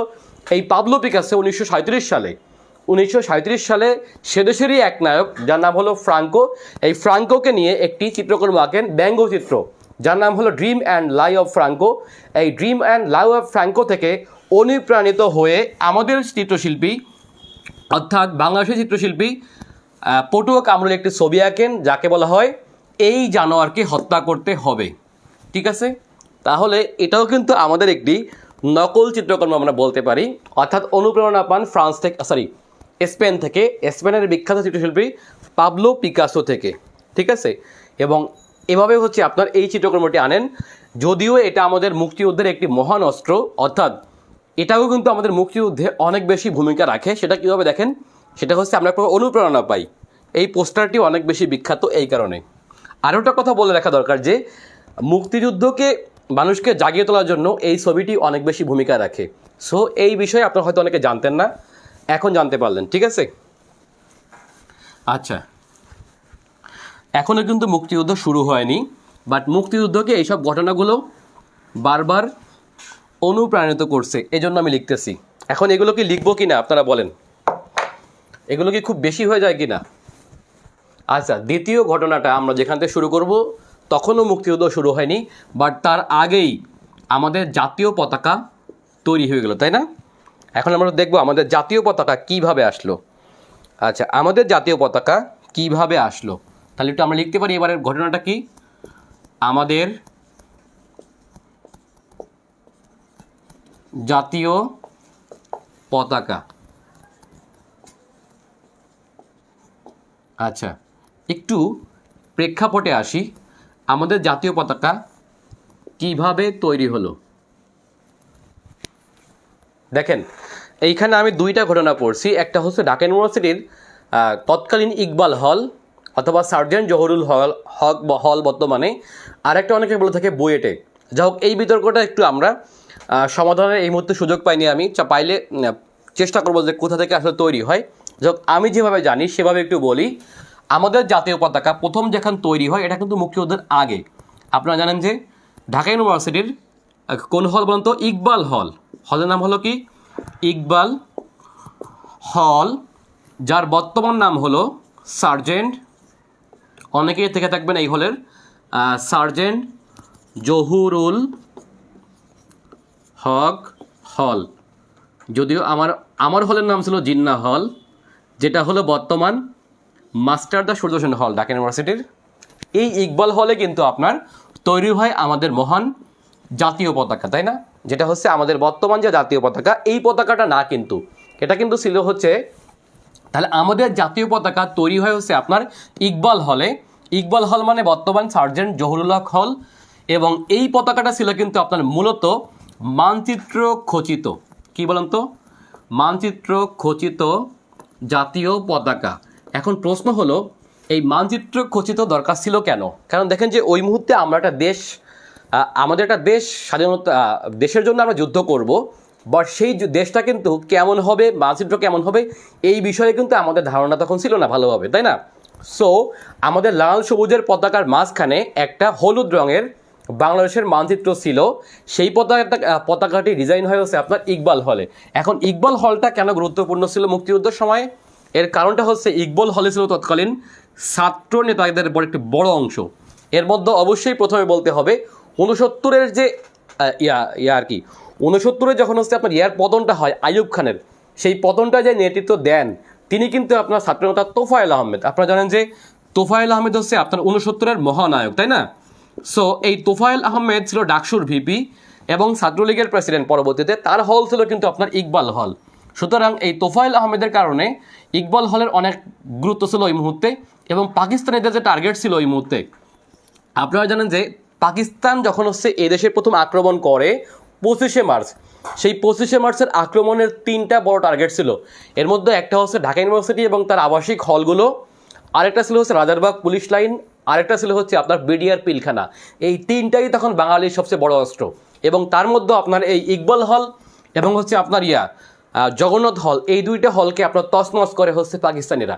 এর সবচেয়ে বড় কারণ ছিল হচ্ছে এদের প্রতি একটা ক্ষোভ, কারণ এখান থেকেই ওদের পতন হয়েছে, এখান থেকেই তৈরি হয়েছে জাতীয় পতাকা, তাই না? সো এই ইকবাল হলের গুরুত্ব এই কারণে এত বেশি। এই হলে হচ্ছে আপনার তৎকালীন ছাত্রলীগের এক নেতা, যার নাম হলো শিবনারায়ণ দাস। এই শিবনারায়ণ দাস হচ্ছে আপনার ছাত্রলীগের সিনিয়র নেতাদের নির্দেশে এই মানচিত্র খচিত জাতীয় পতাকার প্রথম ডিজাইন করেন। তাহলে আমাদের জাতীয় পতাকার প্রথম ডিজাইন করে হচ্ছে আপনার তৎকালীন এক ছাত্রনেতা, তার নাম হলো কি? শিবনারায়ণ দাস। তাহলে ব্যক্তির নাম হলো কি? শিব নারায়ণ দাস।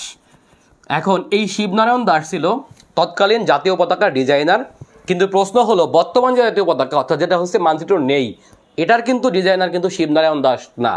ঠিক আছে, তাহলে এই ছাত্রনেতাকে হচ্ছে আপনার তৎকালীন ছাত্রলীগের সিনিয়র নেতারা বলল যে এইভাবে করে লাল সবুজের মাঝখানে এবং মাঝখানে বাংলাদেশের পতাকা আঁকো, এবং সে হচ্ছে একটি পতাকা এঁকে ফেললেন যেটি হলো মুক্তিযুদ্ধকালীন আমাদের জাতীয় পতাকা, তাই না? এবং সেই জাতীয় পতাকা উত্তোলন করা হলো কয় তারিখে? সেটা হচ্ছে আপনার 2 মার্চ। আচ্ছা, 2 মার্চ 1971 সালে আমাদের জাতীয় পতাকা প্রথম উত্তোলন হয় ঢাবির বটতলায়। কোথায় বলুন তো? ঢাবির কলাভবনের সামনে বটতলায়, অর্থাৎ বর্তমান যে অপরাজেয় বাংলা, এইখানটায় হচ্ছে আপনার এই জাতীয় পতাকাটি প্রথম উত্তোলন করলো। এখন তখন কিন্তু আবার ভিপি চেঞ্জ হয়ে গেছে, অর্থাৎ তোফায়েল আহমেদের পরের পর যে ভিপি আসছে তিনি হলেন আ.স.ম. আব্দুর রব। আ.স.ম. আব্দুর রব। ঠিক আছে, তার মানে আমাদের জাতীয় পতাকা প্রথম উত্তোলন করা হয় 2 মার্চ 1971 সালে, এবং সেই দিন উত্তোলন করেন হচ্ছে ডাকসুর ভিপি আ.স.ম. আব্দুর রব। ঠিক আছে, ডাকসুর ভিপি এবং ছাত্রলীগের নেতা একই সাথে, তিনি ছিলেন হচ্ছে আ.স.ম. আব্দুর রব। অর্থাৎ তখন পর্যন্ত বাংলাদেশে ছাত্র সংগঠন বলতে শুধুমাত্র ছাত্রলীগই ছিল। তাহলে এটা হলো আমাদের জাতীয় পতাকার মোটামুটি ইতিহাস। তবে এই পতাকাটা কবে চেঞ্জ হয় সেটি হচ্ছে 1972 সালে। মনে রাখতে হবে 17 জানুয়ারি 1972 সালে, এটা একটা উল্লেখযোগ্য, আপনারা লিখে রাখবেন। 17 জানুয়ারি 1972 সালে বঙ্গবন্ধুর নির্দেশে আমাদের বর্তমান জাতীয় পতাকার ডিজাইন করেন পটুয়া কামরুল।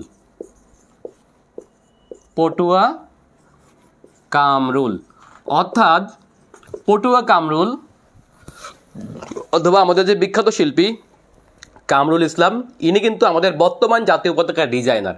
তার মানে আমাদের মুক্তিযুদ্ধকালীন যে জাতীয় পতাকাটা ছিল বিফোর মুক্তিযুদ্ধ এবং মুক্তিযুদ্ধর সময়টা, বঙ্গবন্ধু দেশে আসা পর্যন্ত যে পতাকাটা ছিল, সেই পতাকাটি ডিজাইনার ছিল হচ্ছে আপনার শিবনারায়ণ দাস।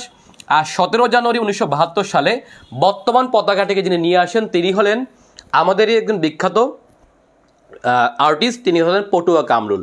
তাহলে এটা হলো আমাদের জাতীয় পতাকার বর্তমান আর কি ইতিহাসটা। এখন দেখেন যে জাতীয় পতাকার যে বর্তমান মাপ সেটা হচ্ছে আপনার 10:6। কত বলেন তো?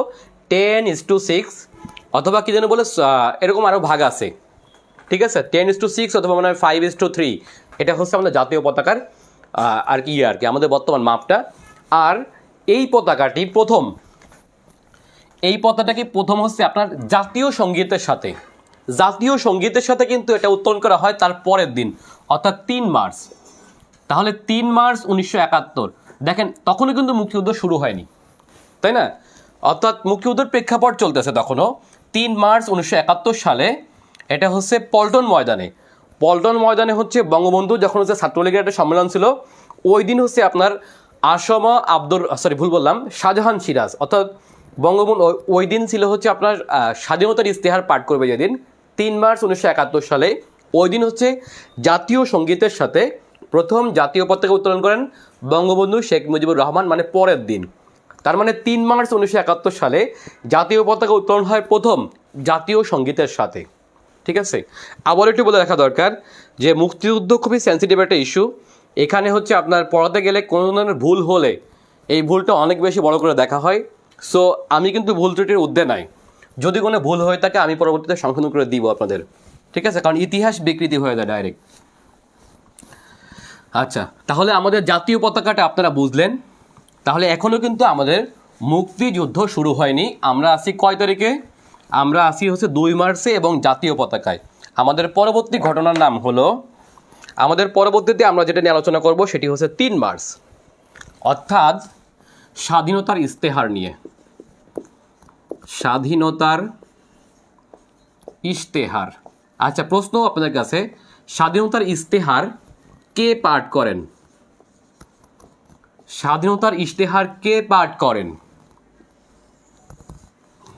বাংলাদেশের স্বাধীনতার ইশতেহার কে পাঠ করেন, ঠিক আছে, তিনি কিন্তু সম্প্রতি মৃত্যুবরণ করছেন, সেই ব্যক্তির নাম কি? আপনারা একটু বলবেন, আমি একটু আপনাদের কমেন্ট পড়ব। আমাদের স্বাধীনতার ইস্তেহার প্রথম যিনি পাঠ করেন তিনি কে?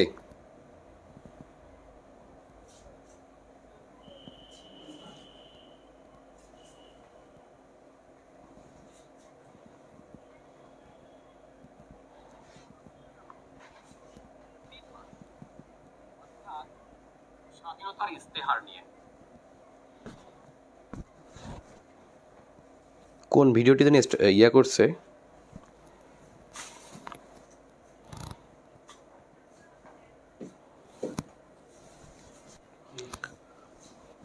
কোন ভিডিওটি যেন ইয়া করছে। আচ্ছা, স্বাধীনতার ইস্তেহার কে পাঠ করে? আচ্ছা, নুরিয়া জান্নাত বলছে অধ্যাপক ইউসুফ, না, অধ্যাপক ইউসুফ আলী।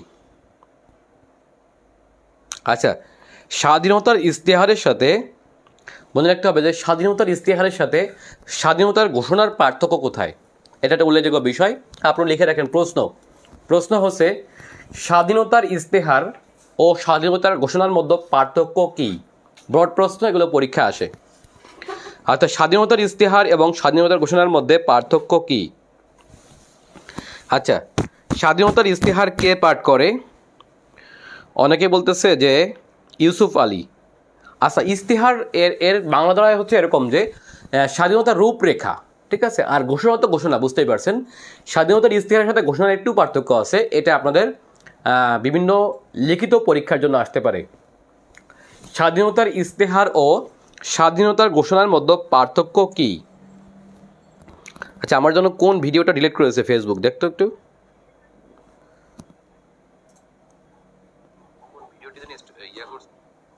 আচ্ছা, আমার জন্য কোন ভিডিওটা ডিলিট করেছে ফেসবুক, দেখ।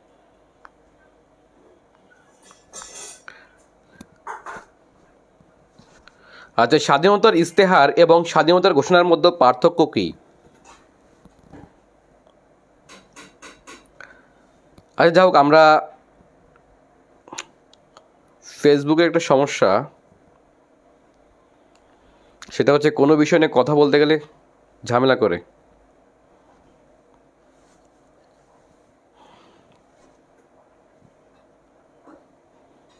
আচ্ছা, আমরা শুরু করি। স্বাধীনতার ইস্তেহারটা কি? আচ্ছা, মনে রাখতে হবে 3 মার্চ 1971 সালে, 3 মার্চ 1971 সালে পল্টন ময়দানে, কোথায় বলুন তো? পল্টন ময়দানে ছাত্রলীগের সেক্রেটারি, ছাত্রলীগ সাধারণ সম্পাদক,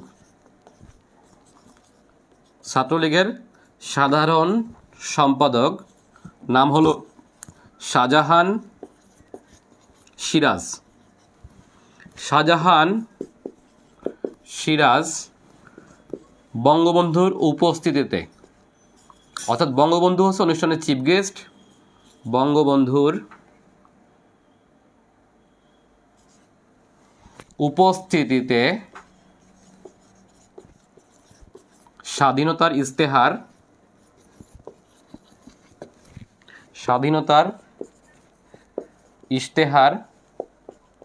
পাঠ করেন, ঠিক আছে। অর্থাৎ 3 মার্চ 1971 সালে পল্টন ময়দানে ছাত্রলীগের সাধারণ সম্পাদক শাহজাহান সিরাজ আছে বঙ্গবন্ধুর উপস্থিতিতে স্বাধীনতার ইস্তেহার পাঠ করেন। তাহলে কয় তারিখে? 3 মার্চ। কে পাঠ করেন?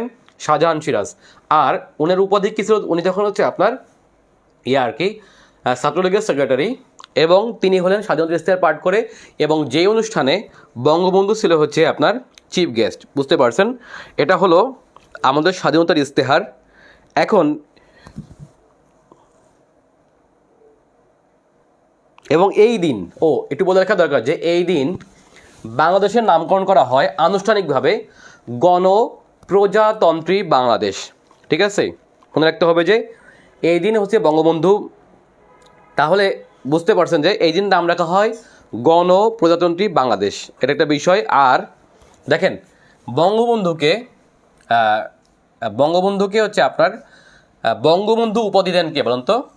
বঙ্গবন্ধু উপাধি দেন হচ্ছে আপনার তোফায়েল আহমেদ, আর বঙ্গবন্ধুকে জাতির পিতা উপাধি দেন হচ্ছে আপনার ডাকসুর ভিপি আরশমা আব্দুর রব। এটা আপনারা মনে রাখবেন।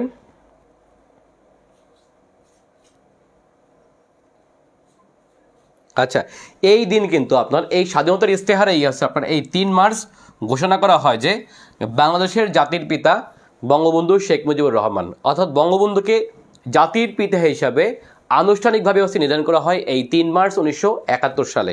ঠিক আছে, এটা আপনারা মনে রাখবেন। আর বঙ্গবন্ধুর যে বিশ্ববন্ধু, বঙ্গবন্ধুকে যে বিশ্ববন্ধু উপাধি দেওয়া হয়, এটা কিন্তু দেওয়া হয় 1972 সালে। আপনারা জানেন যে চিলির সান্টিয়াগো শহরে, চিলির রাজধানী সান্টিয়াগো, এই সান্টিয়াগো শহরে প্রথম যিনি হচ্ছে বিশ্ববন্ধু উপাধি দেন তিনি হলেন তৎকালীন বিশ্ব শান্তি পরিষদের সভাপতি রমেশ চন্দ্র সেন।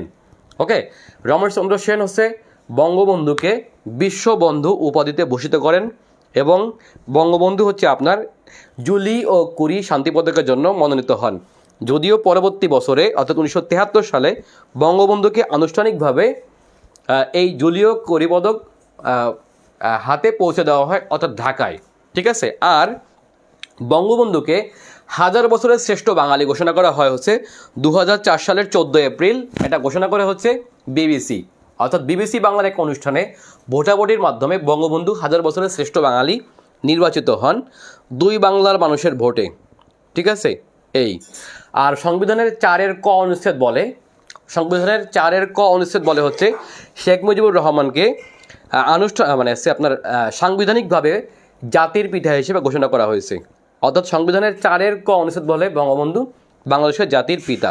ঠিক আছে, আবার বঙ্গবন্ধু কিন্তু আমাদের স্বাধীনতার সর্বাধিনায়ক। তাহলে স্বাধীনতার সর্বাধিনায়ক কে ছিলেন? তাহলে অবশ্যই অ্যান্সার হবে বঙ্গবন্ধু শেখ মুজিবুর রহমান। ঠিক আছে, যা হোক, এবার আসবো আমরা একটু 7 মার্চ 1971 সালে। ঠিক আছে, 7 মার্চ, তার মানে আমরা এখনও পড়তেছি প্রি লিবারেশন পিরিয়ড, মুক্তিযুদ্ধের ভিতরে আমরা এখনো ঢুকি নাই। আচ্ছা, 7 মার্চ 1971 এই দিন কি হয়? তাহলে এবারের বিষয় হচ্ছে আমাদের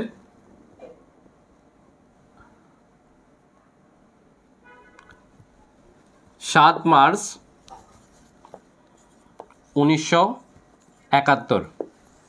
আপনারা জানেন যে পাকিস্তানি জনগোষ্ঠীর একেবারে রক্তচক্ষু উপেক্ষা করে বঙ্গবন্ধু শেখ মুজিবুর রহমান একটি সম্মেলনের ডাক দেন এবং সেই সম্মেলনে কিন্তু আপনার আপামর বাঙালি, হয়তো বাঙালির ইতিহাসে এরকম কোনো সম্মেলন নেই যেটা হচ্ছে এত লোক অংশগ্রহণ করে, যেখানে কেউ, আপনারা যারা নীলমণি গুণের একটা বিখ্যাত কবিতা আছে, সেই কবিতাটা আপনারা পড়লে বুঝতে পারবেন যে স্বাধীনতা শব্দটি আমাদের কীভাবে আমাদের হলো। ঠিক আছে, সেই কবিতা দেখবেন যে আপনার কীভাবে বঙ্গবন্ধুর ডাকে কারা কারা অংশগ্রহণ করছিল, একেবারে কেউ বাদ যায়নি। বাঙালি একেবারে ক্ষেত থেকে মজুর কৃষক উঠে আসছিল এবং সেইটা হচ্ছে আপনার এই 7 মার্চে। তো 7 মার্চ 1971 বাঙালির জীবনের অন্যতম একটি শ্রেষ্ঠ দিন, যেদিন হচ্ছে এক প্রকার ফর্মাল না কিন্তু ইনফর্মাল স্বাধীনতার ঘোষণা হয়ে গেছে অলরেডি। কারণ বঙ্গবন্ধু এই দিন এমনভাবে বললেন যে কিছুই আর বাদ নেই। বঙ্গবন্ধু এমনভাবে বলছে যে এই বলার মধ্যেও আর কোনো কিছু বাদ থাকে না, প্রায় সব কিছু বলে দিয়েছে, কিন্তু ডিরেক্ট হচ্ছে আপনার ওই মুহূর্তে স্বাধীনতা ঘোষণা করেননি। কারণ ঘোষণা করলে কিন্তু বঙ্গবন্ধু গ্রেপ্তার হতো এবং ওই সময় হচ্ছে আপনার অনুষ্ঠানটাও বন্ধ হতো। এখন এই 7 মার্চ 1971 সালে কি, এটা হচ্ছে ঐতিহাসিক সেই ভাষণ, সেই 18 মিনিটের ভাষণ, 18 মিনিট সামথিং সেকেন্ড, অর্থাৎ 19 মিনিটের একটু কম, 18 মিনিটের ভাষণ। সেটি হচ্ছে আপনার 7 মার্চ ভাষণ, 18 মিনিটের ভাষণ। সেটি হচ্ছে কি 7 মার্চের ঐতিহাসিক ভাষণ দেওয়া হয় কয় তারিখে? এই 7 মার্চ 1971 সালে। তাহলে এই 7 মার্চ যে 1971, এটাও কিন্তু আমাদের একটি ইনফর্মাল স্বাধীনতার ঘোষণা, অর্থাৎ বঙ্গবন্ধু স্বাধীনতা ঘোষণা করছেন, তবে একেবারে ডিরেক্ট বলেননি, কারণ বললেই ওই মুহূর্তে গ্রেপ্তার হতো, আর হয়তো বা স্বাধীনতা যুদ্ধ ওইভাবে বেগবান হতে পারতো না। ঠিক আছে, এখন বঙ্গবন্ধুর যে ভাষণটি, এটার তাৎপর্যটা কি?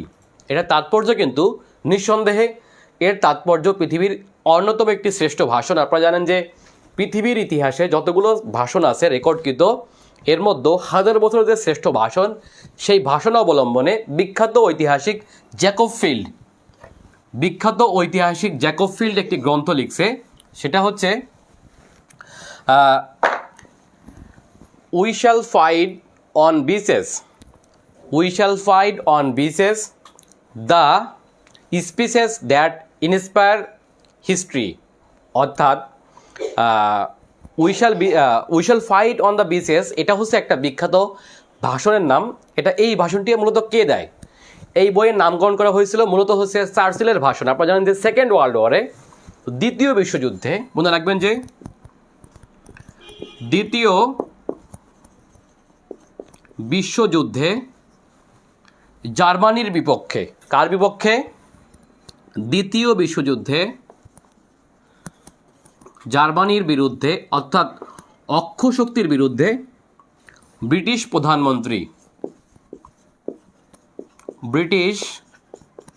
প্রধানমন্ত্রী উইনস্টন চার্চিল, নাম হচ্ছে কি? উইনস্টন চার্চিল একটি ভাষণ দেন। সেই ভাষণের নাম ছিল উই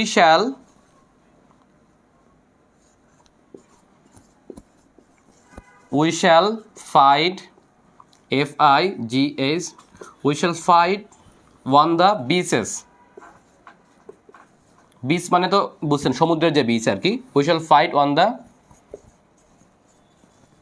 বিচেস। আচ্ছা, এটা একটা ভাষণের শিরোনাম, ঠিক আছে? আপনারা জানেন যে পৃথিবীতে যে 4-5টা শ্রেষ্ঠ ভাষণ আছে, এর মধ্যে আমি যদি বলি তাহলে প্রথমেই আসবে যে ভাষণটির নাম, সেটি হচ্ছে আপনার আমেরিকার প্রেসিডেন্ট আব্রাহাম লিঙ্কনের ভাষণ, যেটা হচ্ছে দাসপ্রথা বিলুপ্তি উপলক্ষে আব্রাহাম লিঙ্কন তার পেনসিলভানিয়া অঙ্গরাজ্যের গেটিসবার্গে যে ভাষণ দেন, সেই ভাষণটিকে বলা হয় পৃথিবীর 1000 বছরের শ্রেষ্ঠ ভাষণ, ঠিক আছে? এবং সেই আরেকটা উল্লেখযোগ্য ভাষণ হচ্ছে আমেরিকার একজন নিগ্রো নেতা, যেটা হচ্ছে লিঙ্কনের ভাষণের, অর্থাৎ লিঙ্কন যে ভাষণ দেয় 1863 সালে, তার 100 বছর পূর্তি উপলক্ষে লিঙ্কন মেমোরিয়ালসে দাঁড়িয়ে আরেকজন বিখ্যাত নিগ্রো অধিকার আন্দোলনের নেতা, যার নাম হচ্ছে আপনার মার্টিন লুথার কিং জুনিয়র। এই মার্টিন লুথার কিং জুনিয়র হচ্ছে একটি ভাষণ দেন। সেই ভাষণের শিরোনাম ছিল হচ্ছে আই হ্যাভ এ ড্রিম। এই আই হ্যাভ এ ড্রিমকে বলা হয় 1000 বছরের দ্বিতীয় শ্রেষ্ঠ ভাষণ। আরেকটা শ্রেষ্ঠ ভাষণ হচ্ছে we shall fight on the beaches. এটা দেওয়া হচ্ছে আপনার দ্বিতীয় বিশ্বযুদ্ধে, যেটা হচ্ছে দেন ব্রিটিশ প্রধানমন্ত্রী উইনস্টন চার্চিল, ঠিক আছে? আরেকটা ভাষণের নাম হচ্ছে বঙ্গবন্ধু 7ই মার্চ ভাষণ। এই চারটাকে পৃথিবীর 1000 বছরের শ্রেষ্ঠ 4টি ভাষণের মধ্যে অন্তর্ভুক্ত করা হয়। যেখানে 1000টি ভাষণ আছে, তার মধ্যে এই 4টি ভাষণ অন্যতম। এবং এই ভাষণের যেটা হচ্ছে জ্যাকব ফিল্ডের একটা বইয়ের নাম হয় we shall fight on the beaches. এটা হচ্ছে একটা শিরোনাম বইয়ের আর কি। The speeches that inspire history, যেসব বক্তব্য আমাদের হিস্ট্রিকে অনুপ্রাণিত করে, তার মধ্যে এই বইয়ের যে 4টি ভাষণ আছে তার মধ্যে অন্যতম হচ্ছে আমাদের বঙ্গবন্ধুর 7ই মার্চের ভাষণ, যেটা হচ্ছে সাম্প্রতিক ইতিহাসের একটি শ্রেষ্ঠ ভাষণ। তাহলে পৃথিবীর যে 4টি ভাষণের নামকরণ যদি আপনার করতে হয়, তাহলে সিরিয়াল করবেন কীভাবে? অবশ্যই আপনি বঙ্গবন্ধু 7ই মার্চের ভাষণ, উইনস্টন চার্চিলের ভাষণ, তারপর হচ্ছে আপনার আব্রাহাম লিঙ্কনের ভাষণ, এবং হচ্ছে আপনার নিগ্রো অধিকার আন্দোলনের নেতা, সেটা হচ্ছে আপনাকে যার নাম হচ্ছে আপনার মার্টিন লুথার কিং জুনিয়রের ভাষণ। এই 4টি ভাষণকে আপনি আপনার শ্রেষ্ঠ ভাষণ হিসেবে অন্তর্ভুক্ত করবেন।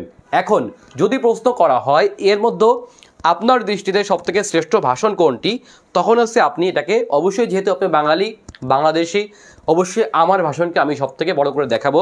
এবং বড় করে দেখানোর যৌক্তিকতাটা কোথায় একটু আপনাদের সেটা বলি। দেখেন, বঙ্গবন্ধু একটা ভাষণ দিলেন। বঙ্গবন্ধু তখন তৃতীয় বিশ্বের একটা দেশের নেতা, যেই দেশটা কিন্তু শুধুমাত্র স্বাধীনতার জন্য কেবল লড়াই করতেছে, বাট এই দেশটা কিন্তু স্বাধীন না। আবার বঙ্গবন্ধু কিন্তু সেই দেশের প্রেসিডেন্টও না। তাহলে বঙ্গবন্ধুর ভাষণটা শোনার জন্য কিন্তু যারা আসছে, যে ব্যক্তিগুলো আসছিল সোহরাওয়ার্দী উদ্যানে, তারা কিন্তু প্রত্যেকে ছিল রিস্কে, তাই না? কারণ তাদের যে কোনো মুহূর্তে বোম ফুটতে পারে, যে কোনো মুহূর্তে পাকিস্তান যে পরিমাণ বর্বর ছিল, যে কোনো মুহূর্তে হামলা করতে পারে, যে কোনো মুহূর্তে গুলি করতে পারে। পাকিস্তান আর্মি সবাইকে যাতে নিষেধ করছে, তারপরেও কিন্তু সেখানে হচ্ছে আপনার বঙ্গবন্ধু ভাষণ শোনার জন্য সকল মানুষ হচ্ছে স্বতঃস্ফূর্তভাবে জীবনের মায়া ত্যাগ করে হচ্ছে আপনার সোহরাওয়ার্দী উদ্যানে গিয়েছিল, তাই না? এবং সেখানে কিন্তু দেখেন যে সেখানে কিন্তু রেডিও লোকদের যাওয়া নিষেধ ছিল, সেখানে কিন্তু টিভির লোকদের যাওয়া নিষেধ ছিল, তাই না? সেখানে সরকারি লোকদের যাওয়া নিষেধ ছিল। তারপরেও হচ্ছে এই রক্তচক্ষু উপেক্ষা করে বাঙালি ভয়কে অভয় করে এই ভাষণে হচ্ছে আপনার শোনার জন্য হচ্ছে মানুষ যায়। এবং সেই স্বতঃস্ফূর্ত ভাষণ আপনি যতগুলো ভাষণ আছে আপনি একটু শুনবেন, দেখবেন খেয়াল করে এই 4টি ভাষণের মধ্যে সব থেকে দরাজ কণ্ঠে ভাষণটি দেখা হচ্ছে আপনার বঙ্গবন্ধু শেখ মুজিবুর রহমান। আপনি যদি দেখেন যে উইনস্টন চার্চিলের ভাষণ, দেখবেন যে একেবারে জিমানো ভাষণ একটি, এটা শুনলে কিন্তু আপনার গায়ের লোম খাড়া হবে না, তাই না? বাট বঙ্গবন্ধু ভাষণটি আপনি শুনবেন, দেখবেন যে আপনার মনে হয় যেন এখনই মুক্তিযুদ্ধে ঝাঁপাই পড়ি। অর্থাৎ আমাদের মুক্তিযুদ্ধে সব থেকে বেশি অনুপ্রেরণা জোগায় হচ্ছে বঙ্গবন্ধু 7ই মার্চের ভাষণ। একটা ভাষণের মধ্য দিয়ে একটা জাতি ঝাঁপিয়ে পড়তে পারে, তার একটা বড় উদাহরণ। এবং এটাই ছিল এদেশের স্বাধীনতার একটি ইনফর্মাল ঘোষণা। সব থেকে ইনফর্মাল ঘোষণা হচ্ছে আপনার এই বঙ্গবন্ধু 7ই মার্চের ভাষণ। এখন পরবর্তীতে যারা হচ্ছে বঙ্গবন্ধুর পক্ষে স্বাধীনতার ঘোষণা করছে, এটা কিন্তু মূলত আমরা যে যুদ্ধে অংশগ্রহণ করছি সেটা কিন্তু বঙ্গবন্ধু ভাষণের পরে। অন্যদের ভাষণ শুনে যে মুক্তিযুদ্ধে ঝাঁপাই পড়ছে এটা কিন্তু এরকম না। হ্যাঁ, প্রত্যেকের ভাষণে একটা তাৎপর্য আছে, তবে বঙ্গবন্ধু ভাষণের তাৎপর্য সব থেকে বেশি, এটা আমাদের বলতে হবে। আচ্ছা দেখেন, আমি যদি যুক্তি দেই যে ভুল বললাম, আব্রাহাম লিঙ্কনের ভাষণ। আচ্ছা দেখেন, আব্রাহাম লিঙ্কন দেশের প্রেসিডেন্ট। তিনি কোন দেশের প্রেসিডেন্ট? তিনি আমেরিকার প্রেসিডেন্ট। আমেরিকার যে কোনো বিষয় হচ্ছে আপনার সব থেকে বেশি গুরুত্ব পায়। আপনি মিডিয়া কভারেজ বলেন, আপনার আমেরিকার প্রেসিডেন্টের সিকিউরিটি বলেন, সে সব দিকে সিকিউরিটি, তাই না? তো আমেরিকান প্রেসিডেন্ট ভাষণ দিবেন, তার সামনে হচ্ছে আপনার পৃথিবীর তাবৎ দুনিয়ার মিডিয়া উপস্থিত থাকবে, এটাই স্বাভাবিক, কারণ তিনি আমেরিকার প্রেসিডেন্ট, বুঝতে হবে। সো আবার দেখেন যে উইনস্টন চার্চিল হচ্ছে আপনার ব্রিটিশ প্রধানমন্ত্রী, এবং তখনকার প্রেক্ষাপট হচ্ছে দ্বিতীয় বিশ্বযুদ্ধ, সমগ্র মিডিয়া তার দিকে, তাই না? কারণ হচ্ছে আপনার সেকেন্ড ওয়ার্ল্ড ওয়ারে একটি সবচেয়ে বড় শক্তির নাম হলো ব্রিটিশ শক্তি। সেখানে উইনস্টন চার্চিলের ভাষণ শোনার জন্য সবাই কিন্তু প্রস্তুত, এবং সেখানে কিন্তু মিডিয়া তার সামনে আসে। বাট বঙ্গবন্ধুর সামনে মিডিয়া আসাও এক প্রকার রিস্ক ছিল। সো তারপরেও বঙ্গবন্ধু ভাষণ শোনার জন্য মানুষ স্বতঃস্ফূর্তভাবে আসছে, যেটা কোনো ভাষণে এত লোক আসেনি। সো পৃথিবীর ইতিহাসে হাজার বছরের শ্রেষ্ঠ ভাষণ বললে নিঃসন্দেহে আপনি বঙ্গবন্ধুর ভাষণকে বলবেন। এবং আমার দৃষ্টিতে বঙ্গবন্ধুর পরেই দ্বিতীয় শ্রেষ্ঠ ভাষণ হচ্ছে আপনার, সেটা হচ্ছে আপনার আই হ্যাভ এ ড্রিম, আমার একটি স্বপ্ন আছে। অর্থাৎ আমেরিকার একজন নিগ্রো অধিকার আন্দোলনের নেতা যে হচ্ছে মার্টিন লুথার। আচ্ছা, মার্টিন লুথার হচ্ছে একজন জার্মান ধর্মতাত্ত্বিক, এবং যিনি হচ্ছেন খ্রিস্ট ধর্মের সংস্কার করেন, এবং তার হাত ধরে পৃথিবীতে খ্রিস্টান ধর্মের আরেকটি শাখা তৈরি হয়, যার নাম হচ্ছে প্রোটেস্ট্যান্ট, অর্থাৎ আধুনিক খ্রিস্টান। রোমান ক্যাথলিক থেকে সৃষ্টি হয় প্রোটেস্টানিজম। এই প্রোটেস্টানিজমের জনক হচ্ছে আপনার মার্টিন লুথার। এখন এই জার্মান তাত্ত্বিকের জন্মের আরও প্রায় 300-400 বছর পরে আমেরিকার একজন নিগ্রো বাবা, সে তার ছেলের নাম রাখলেন মার্টিন লুথার। যেমন করে আমরা মোহাম্মদের নাম মোহাম্মদ রাখি না একই নামে, ঠিক তেমনই করে হচ্ছে একজন বাবা নাম রাখলেন কি, মার্টিন লুথার। যে ব্যক্তিও তার মতো করে ধর্মের তত্ত্ব অধ্যয়ন করে, এবং ধর্মে অধ্যয়ন করার পরে সে যখন চার্চের দায়িত্ব পালন করে, অর্থাৎ আমেরিকান মার্টিন লুথার কথা বলতেছি, তখন সে দেখলো যে আমেরিকার সবথেকে বড় সমস্যা হচ্ছে সাদা চামড়া কালো চামড়ার বিভেদ, এবং একই চার্চে একজন কালো এবং একজন সাদা একই সাথে প্রার্থনা করে না। তার মানে ধর্মের ভিত্তিতেও একটা মানে মানুষের স্কিনের ভিত্তিতে মানুষ ভাগ হচ্ছে। এই ভাগটাকে সে হচ্ছে রিমুভ করার জন্য সে কী করলো, সে ধর্ম বাদ দিয়ে হচ্ছে নিগ্রোদের অধিকার নিয়ে কাজ করা শুরু করলো। এবং তিনি যার দ্বারা অনুপ্রাণিত হলেন, তিনি হলেন এই ভারতীয় অঞ্চলের একজন বিখ্যাত নেতা মহাত্মা গান্ধী। এই মহাত্মা গান্ধীতে অনুপ্রাণিত হয়ে মার্টিন লুথার কিং জুনিয়র শুরু করলেন একটা অহিংস আন্দোলন আমেরিকা যুক্তরাষ্ট্রের মতো জায়গায়। এবং সেই আন্দোলনে হচ্ছে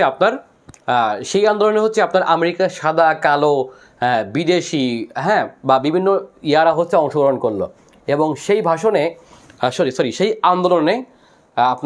সেই আন্দোলনের হচ্ছে আপনার একটা পূর্তি উপলক্ষে, অর্থাৎ আমেরিকার দাসপ্রথা যখন বিলুপ্ত হয় তার থেকে 100 বছর আগে, অর্থাৎ 1863 সালে যখন দাসপ্রথা বিলুপ্ত হয় তার 100 বছর পূর্তি উপলক্ষে এই মার্টিন লুথার কিং তখন মোটামুটি পৃথিবীতে ভাষণ দিয়ে জনপ্রিয় হয়ে গেছে, এবং তার দারাজ কণ্ঠের জন্য পৃথিবীতে অনেক বেশি মানুষ তার ভাষণ শুনতো, এবং সেই ভাষণেও অনেক লোক অংশগ্রহণ করছিল। এবং সেই ভাষণে এসে তার যে ভাষণ আই হ্যাভ এ ড্রিম, আমার একটি স্বপ্ন আছে, যেদিন দেখবো যে আমার 4টি ছেলেমেয়ে না 5টি ছেলেমেয়ে যেন ছিল, যারা হচ্ছে সাদা ছেলেমেয়ের সাথে একসাথে খেলতেছে, ঠিক আছে, দূর পাহাড়ে একসাথে খেলতেছে। এই যে বর্ণ বৈষম্যহীন একটা আমেরিকার স্বপ্ন, বর্ণ বৈষম্যহীন একটা পৃথিবীর স্বপ্ন, সেই ভাষণটি কিন্তু পরবর্তীতে অর্থাৎ পরের বছর যেতে নাই পৃথিবীর শ্রেষ্ঠ ভাষণ হিসেবে এটা হচ্ছে নোবেল পুরস্কার লাভ করে, চিন্তা করতে পারেন। এবং এই ভাষণটা দেওয়ার কারণে কিন্তু নোবেল পুরস্কার কে পান, সেটা হচ্ছে আপনার মার্টিন লুথার কিং। এনার কিন্তু কিং হচ্ছে এনার উপাধি, মার্টিন লুথার কিং জুনিয়র এনাকে বলা হয়। অর্থাৎ মার্টিন লুথার কিং জুনিয়র হচ্ছে আমেরিকার নিগ্রো অধিকার আন্দোলনকারী, আর মার্টিন লুথার হলো জার্মানির একজন বিখ্যাত ধর্মতাত্ত্বিক, যে হচ্ছে প্রোটেস্টানিজমের জনক। যা হোক, তাহলে পৃথিবীর যে শ্রেষ্ঠ ভাষণ যদি ব্যাখ্যা করতে হয় আপনি এভাবে ব্যাখ্যা করবেন, সেটা লিখিত হোক বা অন্য জায়গা হোক। তাহলে আমরা আসি কোথায়? 7 মার্চ 1971 সালে।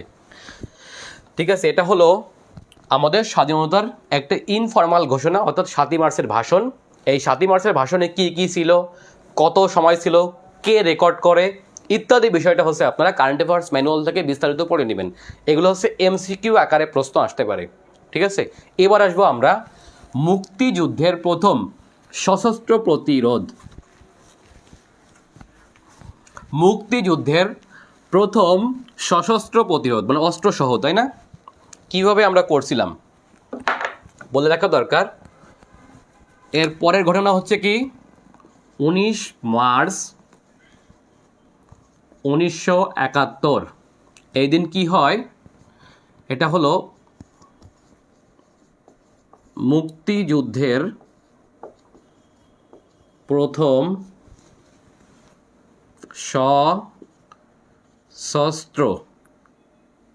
সশস্ত্র বানান কি যেন,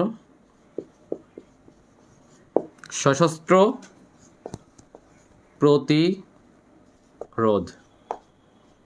আচ্ছা, প্রশ্ন হলো এটা কোথা থেকে শুরু হয়? আপনারা একটু লিখবেন, কমেন্টে লিখবেন মুক্তিযুদ্ধের প্রথম সশস্ত্র প্রতিরোধ শুরু হয় কোন জায়গা থেকে এবং কারা করছিল। আচ্ছা, মুক্তিযুদ্ধের প্রথম সশস্ত্র প্রতিরোধ কোথা থেকে শুরু হয় এবং কারা করছিল?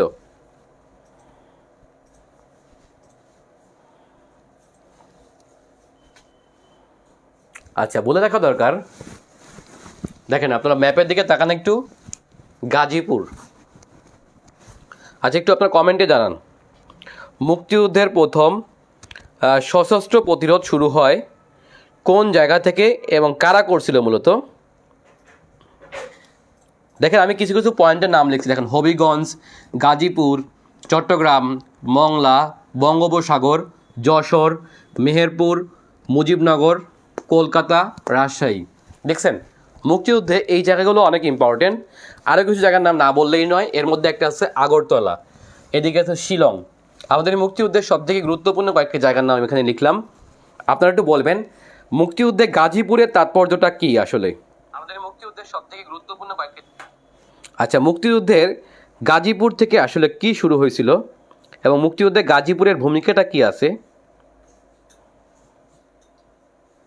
আচ্ছা, একটু বলে রাখা দরকার, 19 মার্চ 1971 সালে মুক্তিযুদ্ধের প্রথম সশস্ত্র প্রতিরোধ শুরু হয় মূলত গাজীপুর থেকে। কোন জায়গা থেকে বলুন তো?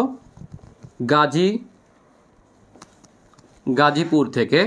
এই দিন হলো কি হয় দেখেন, এটা হচ্ছে গাজীপুরের রাজেন্দ্রপুর ক্যান্টনমেন্ট। জায়গার নাম হলো কি? রাজেন্দ্রপুর ক্যান্টনমেন্ট।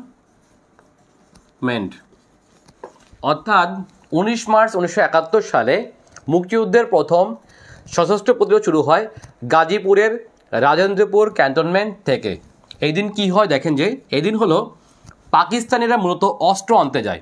অর্থাৎ বুঝতেই পারছেন, যেহেতু ঢাকাকে প্রথম অ্যাটাক করবে, তাই না? অর্থাৎ মুক্তিযুদ্ধ যে পূর্ব প্রস্তুতি পাকিস্তানের নিচ্ছিল, তার মধ্যে একটা ছিল যে ঢাকায় অস্ত্র আনতে হবে এবং তার জন্য ঢাকার আশপাশের যে ক্যান্টনমেন্টগুলো আছে, যেমন সাভার অথবা গাজীপুর অথবা টাঙ্গাইল, এখান থেকে কী আনতে হবে? অস্ত্র আনতে হবে। তাহলে এরা প্রথম হচ্ছে কি করতে যায়, সেটা হচ্ছে আপনার পাক ব্রিগেডিয়ার, মনে রাখবেন যে পাক মানে পাকিস্তান,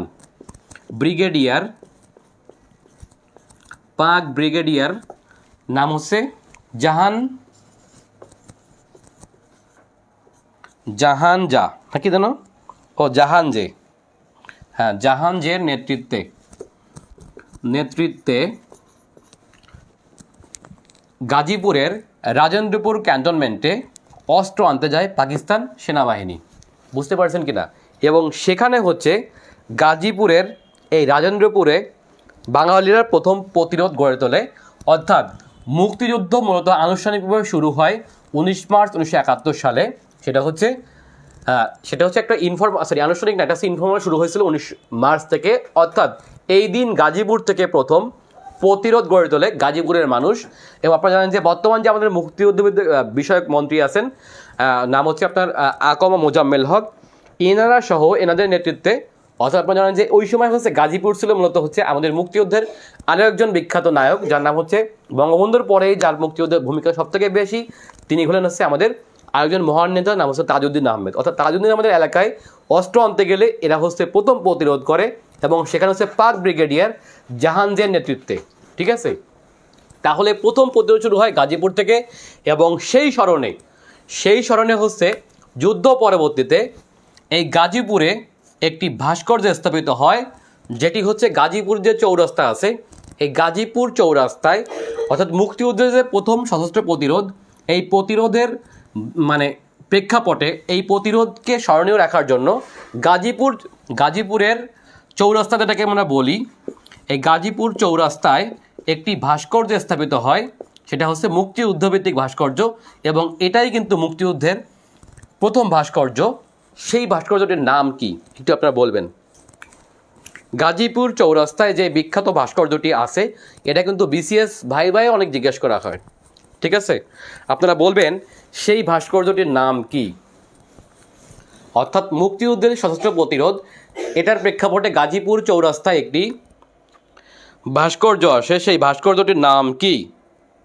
এটা হচ্ছে 1973 সালে এই ভাস্কর্যটি স্থাপিত হয়। দুইটা প্রশ্ন, এই ভাস্কর্যের নাম কি আর সেই ভাস্কর্যের ভাস্করের নাম কি, আপনারা একটু বলবেন। এটা একটা উচ্চতম ভাস্কর্য, দ্রুত বলবেন, আমি একটু অ্যান্সার দেখব।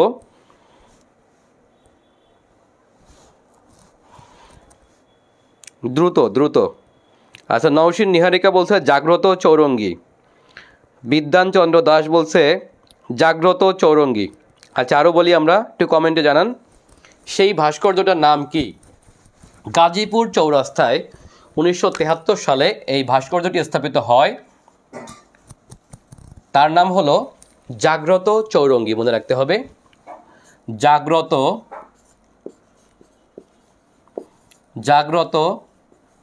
চৌরঙ্গী। ঠিক আছে, এই জাগ্রত চৌরঙ্গীর ভাস্করের নাম কি? মানে স্থপতি কে বলেন তো? জাগ্রত চৌরঙ্গীর স্থপতি কে? দ্রুত। ভাস্করের নাম কি? ভাস্করের নাম হলো আব্দুর রাজ্জাক, মনে রাখবেন, আব্দুর রাজ্জাক। ঠিক আছে, খুব ইম্পর্টেন্ট, এটা কিন্তু ভাই প্রশ্ন করা হতে পারে। তাহলে এই যে জাগ্রত চৌরঙ্গীটা, এটা কোন প্রেক্ষাপটে মনে রাখতে হবে। ঠিক আছে, অনেক বইয়ে ভুল দেওয়া, যেমন জাগ্রত চৌরঙ্গী কোন প্রেক্ষাপটে, অনেক বইয়ে ভুল দেখলাম যে এটা হলো 69-এর গণ অভ্যুত্থান। না, কথাটা ভুল। এটা হলো মুক্তিযুদ্ধ প্রি লিবারেশন পিরিয়ড, মানে লিবারেশনের আগেই যদি কোনো কিছু হয়, যেই ঘটনাগুলো অনেক বেশি তাৎপর্য বহন করে। যেমন দেখেন, মুক্তিযুদ্ধের আগেই কিন্তু, অর্থাৎ মুক্তিযুদ্ধ যখন চলে, মুক্তিযুদ্ধ চলাকালীন কিন্তু আমাদের একজন বিখ্যাত শিক্ষক ঢাকা ইউনিভার্সিটির, যাকে বলা হয় আনোয়ার পাশা। ঠিক আছে, আপনারা জানেন যে শহীদ আনোয়ার পাশা একজন বিখ্যাত লেখক। তিনি কিন্তু মুক্তিযুদ্ধ শুরুতে মুক্তিযুদ্ধ নিয়ে একটি উপন্যাস লেখেন, যার নাম হচ্ছে রাইফেল রটি আওরাত। ঠিক আছে, এখন মুক্তিযুদ্ধের সময়ে কবিতা লেখা, মুক্তিযুদ্ধের সময়ে উপন্যাস লেখা, অথবা মুক্তিযুদ্ধের ডিরেক্ট যে কোনো কিছু ফুটেজ সংগ্রহ করা, এটার গুরুত্ব কিন্তু অনেক বেশি। যেমন দেখেন যে আমাদের অনেক মুক্তিযুদ্ধ যখন শেষ হয়ে গেছে, দেশ যখন স্বাধীন হয়ে গেছে, তখন কিন্তু দেশ থেকে সুবিধা নেওয়ার জন্য অনেকেই হয়তো মুক্তিযুদ্ধভিত্তিক সিনেমা করছে, নিজেদেরকে মুক্তিযুদ্ধ প্রমাণ করার জন্য অনেকে মুক্তিযুদ্ধের সিনেমা করছে, কিন্তু যুদ্ধের মাঝখানে যে ডিরেক্ট কেউ ফুটেজ সংগ্রহ করছে, এই ধরনের সাহস পৃথিবীতে খুব কম লোকের ছিল। এবং তার মধ্যে একজন উল্লেখযোগ্য ছিল হচ্ছে আমাদের জহির রায়হান। যে কারণে জহির রায়হান আমাদের মুক্তিযুদ্ধে অনেক বেশি গুরুত্বপূর্ণ।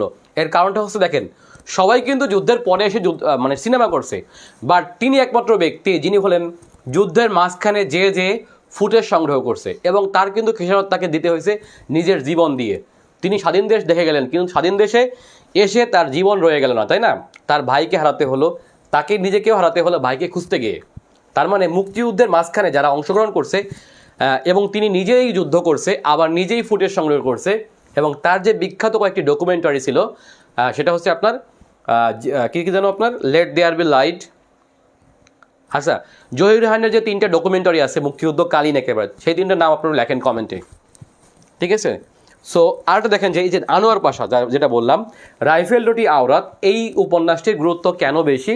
কারণ দেখেন যুদ্ধের মাঝখানে, যুদ্ধের শুরুতে উনি লেখা শুরু করছিল, আর এটা যখন উনি যেখানে শেষ করছে সেই শেষের জায়গাটা কিন্তু ছিল হচ্ছে মুক্তিযুদ্ধের আশাবাদ নিয়ে। অর্থাৎ তিনি কিন্তু স্বাধীন দেশ দেখে যেতে পারেন নাই, কারণ 14 ডিসেম্বরের আগেই 16 ডিসেম্বরের আগেই তিনি কিন্তু শহীদ হলেন। তার মানে তিনি কিন্তু স্বাধীন দেশ দেখে যেতে পারছে, বাট স্বাধীনতা যুদ্ধ কিন্তু তার শেষ হয়নি। সো তিনি যে আশাবাদ ব্যক্ত করছিলেন দেশ স্বাধীন হবে, দেশ স্বাধীন হলে কি হবে না হবে এই বিষয় নিয়ে, অর্থাৎ একটা আশাবাদ নিয়ে, যেটা হচ্ছে আমাদের মুক্তিযুদ্ধে অনেক বেশি অনুপ্রেরণা যোগায়। সো এই কারণে রাইফেল দুটি আওরাতের গুরুত্ব এত বেশি। আবার দেখেন যে মুক্তিযুদ্ধকালীন কবিতা লিখছে এরকম একজন উল্লেখযোগ্য কবির নাম হচ্ছে আপনার নির্মলানন্দ গুণ অথবা শামসুর রহমান। শামসুর রহমান যখন মুক্তিযুদ্ধ শুরু হয় তখন হয়তো অনেক কবি সাহিত্যিক কলকাতায় পালাই গেছে বা এখানে সেখানে, বা শামসুর রহমান কিন্তু এই মুক্তিযুদ্ধে হয়তো বা পালিয়ে এই দেশের ভিতরে বসেই হচ্ছে কবিতা লিখছে, এবং সেই কবিতাগুলো কিন্তু আমাদের অনুপ্রেরণা যোগাচ্ছে। সো যেসব শিল্পীরা, যেসব সাহিত্যিকেরা যারা একেবারে মুক্তিযুদ্ধকালীন অবদান রাখছে এদের অবদান অনেক বেশি। অনেকেই কিন্তু আপনার দেশের মাঝখানে থেকে স্বাধীন বাংলা বেতার কেন্দ্রে বসে হচ্ছে আপনার অনেক সংবাদ পাঠ করছে, এই করছে সেই করছে, এদের গুরুত্ব অনেক বেশি। বাট যুদ্ধ শেষ হয়ে গেলে অনেকে সিনেমা করছে, বাট সেটার গুরুত্ব ওইভাবে বহন করে না যতটা হচ্ছে যুদ্ধকালীন বিষয়টা বহন করে। আমরা বুঝতে পারছি কিনা? সো মুক্তিযুদ্ধকালীন কোথায় কি ঘটছিল সেই বিষয়গুলো আমাদের কাছে অনেক বেশি উল্লেখযোগ্য। এর মধ্যে তাহলে আমরা মুক্তিযুদ্ধ শুরু কিন্তু এখনো হয়নি, অর্থাৎ 25শে মার্চ যে শুরু হলো, 25শে মার্চ থেকে যেদিন হচ্ছে আপনাদের প্রথম প্রতিরোধটা শুরু হয়, আমাদের প্রতি আক্রমণটা করে, যেটাকে বলা হচ্ছে অপারেশন কি বলুন তো? আচ্ছা, এবার আসবো আমরা তাহলে 25 মার্চ 1971। এখানে যে আমরা এদিক শেষ করব, তারপর আমরা কুইজ করব। 26 মার্চ থেকে আমাদের পরবর্তী ক্লাস চলবে, ঠিক আছে? 25 মার্চ 1971 এই দিন কি হয়? ঘটনার নাম কি? 25 মার্চ 1971।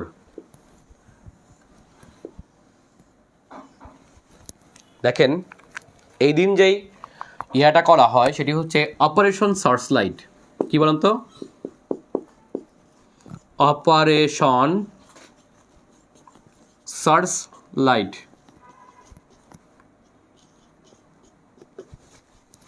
আচ্ছা, অপারেশন সার্চলাইটটা কিন্তু মূলত করা হয় ভিয়েতনাম যুদ্ধে আমেরিকা যেই অপারেশন করছিল তার প্রেক্ষাপটে, অর্থাৎ ওইটাকে স্মরণীয় করে, মানে ওইটার একটা আদলে তৈরি করছিল অপারেশন সার্চলাইট। এটার কিন্তু প্রথম নাম অপারেশন সার্চলাইট ছিল না, এর প্রথম নাম ছিল অপারেশন ব্লিটজ, BLITZ, ঠিক আছে?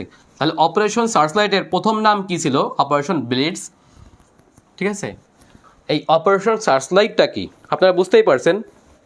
যখন আমাদের মুক্তিযুদ্ধ শুরু হবে তার আগেই হচ্ছে আমাদের এই দেশটাকে একবার আতর্কিতভাবে আক্রমণ করে পাকিস্তানিরা, সেটা হচ্ছে 25শে মার্চ 1971 সালে, অর্থাৎ 25শে মার্চের লাস্টের দিকে। আর তখনই কিন্তু প্রায় 26শে মার্চ শুরু হবে একটু পরেই, তাই না? এটা ছিল একটা কাল রাত বা কালো রাত, যাই বলেন না কেন, কাল আমাদের জাতীয় জীবনে একটা কাল ঘটনা। আর কালো যদি বলি তাহলে অবশ্যই কালো ছিল, তা ওই দিন ছিল অমাবস্যা। যাই হোক, এটা সম্ভবত কয় তারিখ ছিল, সরি কী বার ছিল আমি জানি না, বৃহস্পতিবার হয়তো কিনা। যাই হোক, এটা হচ্ছে অপারেশন সার্চলাইট। এই অপারেশন সার্চলাইটের টার্গেট ছিল প্রধানত 3টা। এই 3টার একটা হচ্ছে ঢাকা বিশ্ববিদ্যালয় এবং তার আবাসিক হলগুলো। আমি আগেই বলছি, কারণ ঢাকা ইউনিভার্সিটি থেকেই হচ্ছে পতন হয়েছে ওদের বারবার, তাই না? এবং এখান থেকেই পাকিস্তানের বিরুদ্ধে বারবার কি আসছে? প্রতিরোধ আসছে। আচ্ছা, আরেকটা হচ্ছে বিডিআর পিলখানা, আর আরেকটা জায়গা হচ্ছে বিডিআর পিলখানা, আরেকটা হচ্ছে আপনার রাজারবাগ পুলিশ লাইন। কারণ এই 3টাই বাঙালির প্রধান অস্ত্র, তাই না? এখান থেকেই বাঙালিকে নিরস্ত্র করতে পারলে বাঙালি যে কোনো মুহূর্তে পিছিয়ে যাবে। সো এই অপারেশন সার্চলাইট সম্পর্কে এবার একটু আমরা বিস্তারিত জানব। আচ্ছা, আমরা একটু বলে রাখা দরকার যে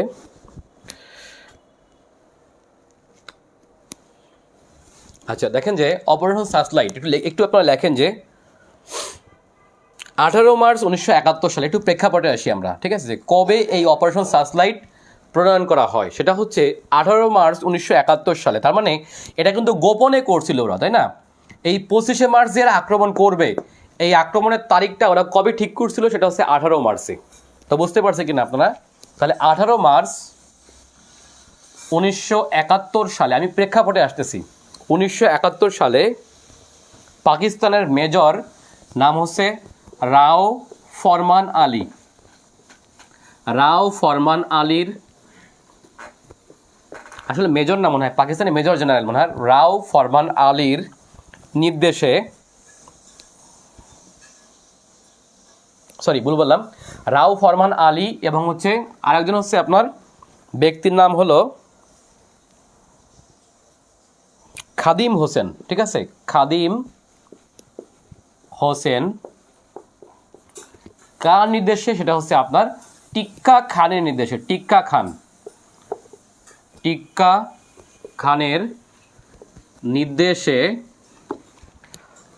খানের নির্দেশে ভিয়েতনাম যুদ্ধে পরিচালিত, মনে রাখবেন, ভিয়েতনাম যুদ্ধে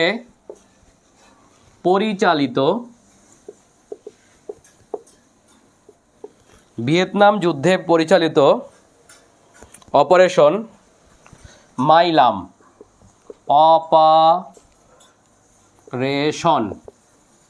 আচ্ছা অপারেশনের নাম কি? মাইলাম, একটু লিখে দেই, মাকের মা রস্যই, মাইলাম।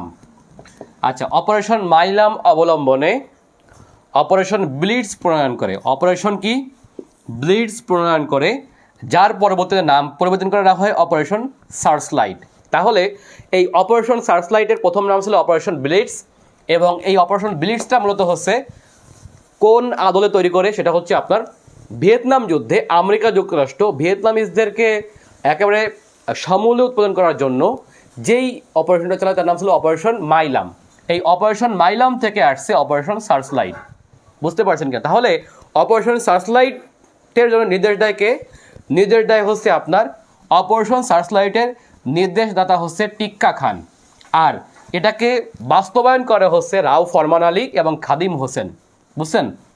এই নামগুলো ইতিহাসে কুখ্যাত। খাদিম হোসেন এবং রাও ফরমান আলী হচ্ছে এটাকে কি করে? প্রণয়ন করে। বুঝতে পারছেন কিনা? তাহলে টিক্কা খানের নির্দেশে এটা হচ্ছে আপনার প্রণয়ন করা হয়। এবং 25শে মার্চ, এই 18 মার্চের প্রথম নাম ছিল অপারেশন ব্লিটজ, আর 25শে মার্চ এটার নাম হয় হচ্ছে অপারেশন সার্চলাইট। অর্থাৎ 25শে মার্চ অপারেশন ব্লিটজের নাম, 18 মার্চে হয় 15 অপারেশন ব্লিটজ, আর 25শে মার্চ এটাকে নাম চেঞ্জ করে ডাকা হয় অপারেশন সার্চলাইট। এইটা হলো, অথবা অপারেশন এথনিক ক্লিনিং। অর্থাৎ এটা কিন্তু শুধুমাত্র একেবারে ডাইরেক্ট ওরা বলছিল যে আমাদের মাটি চাই না, সরি কি জানো, এদেশের মানুষ চাই না, মাটি চাই। বুঝতেই পারছেন? একেবারে সমূলে ধ্বংস করো, আমাদের সভ্যতা ধ্বংস করো, আমাদের মানুষ মেরে ফেলো, আমরা কিছুই চাই না, শুধুমাত্র পোড়া মাটি হলেই চলবে। সো এই পোড়া মাটির নীতির জনককে, আচ্ছা এই পোড়া মাটির নীতির জনক বলা হয় এই কারণে ইয়াহিয়া খানকে, কারণ যেহেতু ইয়াহিয়া খান যেহেতু এই অঞ্চলের প্রধান, সেহেতু ইয়াহিয়া খানকে বলা হয় পোড়া মাটির নীতির জনক। ঠিক আছে? পোড়া মাটি জিনিসটা কি এটা আপনাদের বুঝতেই পারছেন। তিনি বলছিলেন যে দেশের মানুষ চাই না, কি চাই? মাটি চাই। সো এটাকে বলা হয় পোড়া মাটি হলেই চলবে। ঠিক আছে? আচ্ছা, এরপরে তো 26শে মার্চ, বুঝতেই পারছেন 26শে মার্চ কি হয়। 26শে মার্চ হচ্ছে বঙ্গবন্ধু স্বাধীনতার ঘোষণা দেন। অর্থাৎ 25শে মার্চ শেষ, 26শে মার্চের প্রথম প্রহরে বঙ্গবন্ধু শেখ মুজিবুর রহমান স্বাধীনতা ঘোষণা দেন, এবং সেই ঘোষণা হচ্ছে আপনার বার্তা, অর্থাৎ সেইটা হচ্ছে আপনার চট্টগ্রামে পাঠিয়ে দেওয়া হয়, এবং চট্টগ্রাম থেকে প্রথমে যিনি পাঠ করেন তিনি হলেন আওয়ামী লীগের নেতা এম এ হান্নান, এবং পরের দিন অর্থাৎ 27 মার্চ হচ্ছে এটাকে পুনরায় পাঠ করেন হচ্ছে আপনার জিয়াউর রহমান। এইভাবে করে হচ্ছে আমাদের স্বাধীনতা আমাদের বঙ্গবন্ধুর কাছ থেকে আরও অনেকে হচ্ছে এটা পাঠ করেন। আরও আছে বেতার থেকে এটা পাঠ করছিল হচ্ছে বেলাল মোহাম্মদ। এরকম অনেকে হচ্ছে বঙ্গবন্ধুর ভাষণটি বারবার পাঠ করেন। এখন বঙ্গবন্ধুর ভাষণটি কিন্তু আপনার ওই সময় সারা বিশ্বের মানুষ শুনতে পারে নাই। এর মেইন কারণটা কী ছিল? তার কারণটা ছিল হচ্ছে তৎকালীন যোগাযোগ ব্যবস্থা। বুঝতেই পারছেন, যদিও একজন মেজরের কণ্ঠ থেকে হচ্ছে পরবর্তীতে বিবিসি সহ অন্যান্য বেতার কেন্দ্রগুলো হচ্ছে এটাকে রিলে করে, এবং বিশ্বব্যাপী এটাকে মোটামুটি প্রচার হয়। তো এভাবে করে হচ্ছে আমাদের মুক্তিযুদ্ধের মহান বার্তা সারা পৃথিবীতে ছড়িয়ে পড়ে এবং মুক্তিযুদ্ধের জন্য আমাদের যেই ব্যক্তিগুলোর অবদান অনেক বেশি এবং মুক্তিযুদ্ধের ভিতরকার ঘটনা 26শে মার্চ থেকে সেগুলো আমরা পরবর্তীতে কোথাও আলোচনা করব। তার আগে আমরা একটু বলবো এই জায়গাগুলোর গুরুত্ব কোথায়, আপনারা একটু প্রশ্ন অ্যান্সার দিবেন। হবিগঞ্জ, আচ্ছা হবিগঞ্জের একটা চা বাগান আছে, সেই চা বাগান নাম হচ্ছে তেলিয়াপাড়া চা বাগান। এই হবিগঞ্জের ভূমিকাটা কি মুক্তিযুদ্ধে? মুক্তিযুদ্ধে হবিগঞ্জের ভূমিকাটা কি? আচ্ছা আপনারা একটু অ্যান্সার দিবেন জাস্ট সংক্ষেপে, আমি যেন বুঝতে পারি এইভাবে আর কি একটু বলবেন।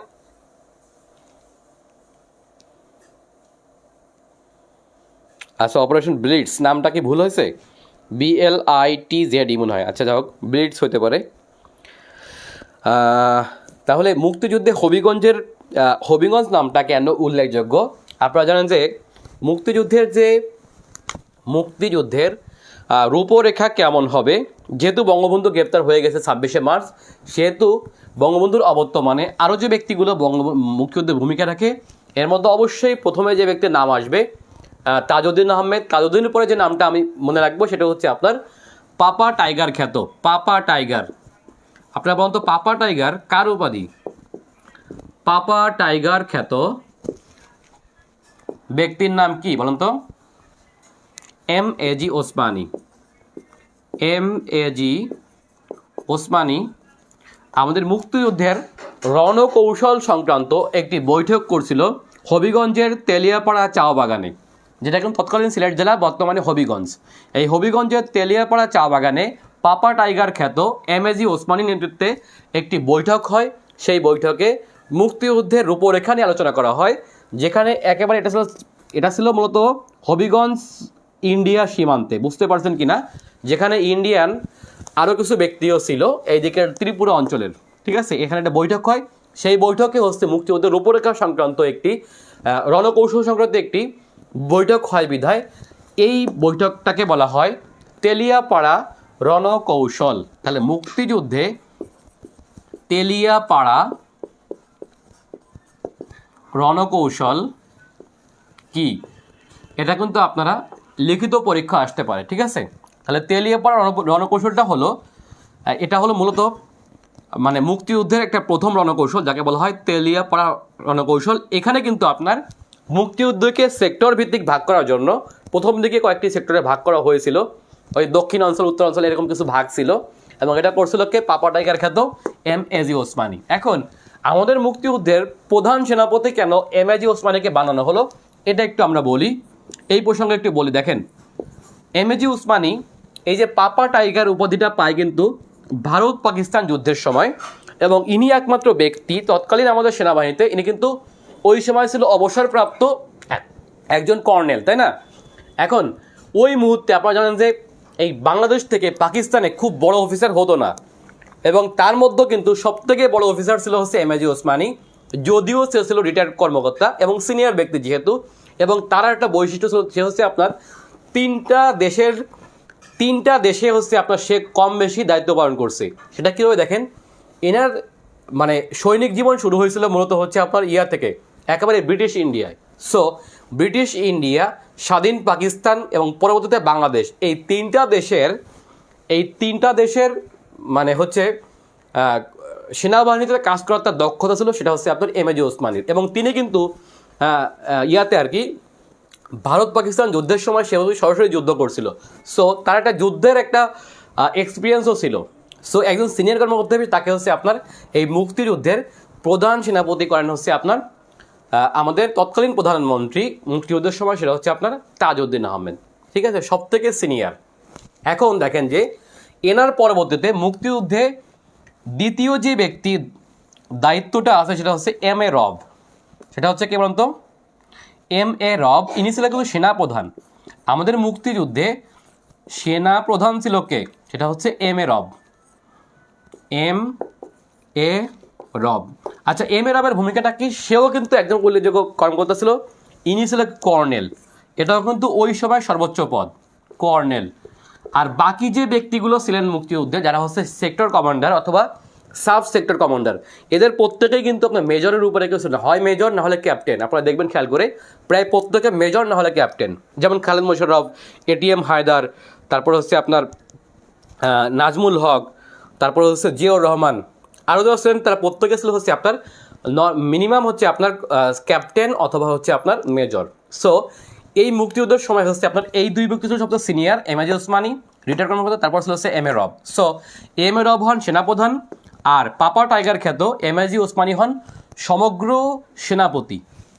ঠিক আছে, এই আর মুক্তিযুদ্ধের সর্বাধিনায়ক যেহেতু রাষ্ট্রপতি, কারণ হচ্ছে রাষ্ট্রপতির নামেই হচ্ছে আপনার মূলত একটি যুদ্ধ পরিচালিত হয়। সো মুক্তিযুদ্ধের সর্বাধিনায়ক ছিল হচ্ছে আপনার বঙ্গবন্ধু শেখ মুজিবুর রহমান, সর্বোচ্চ ব্যক্তি। ঠিক আছে, এটা হচ্ছে আমাদের মোটামুটি এই দিকটা আপনারা দেখলেন।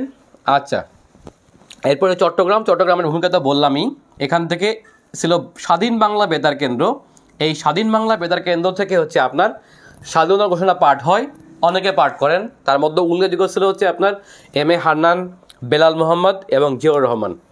ঠিক আছে, এখানে নিয়ে তর্ক বিতর্ক আছে, যা হোক।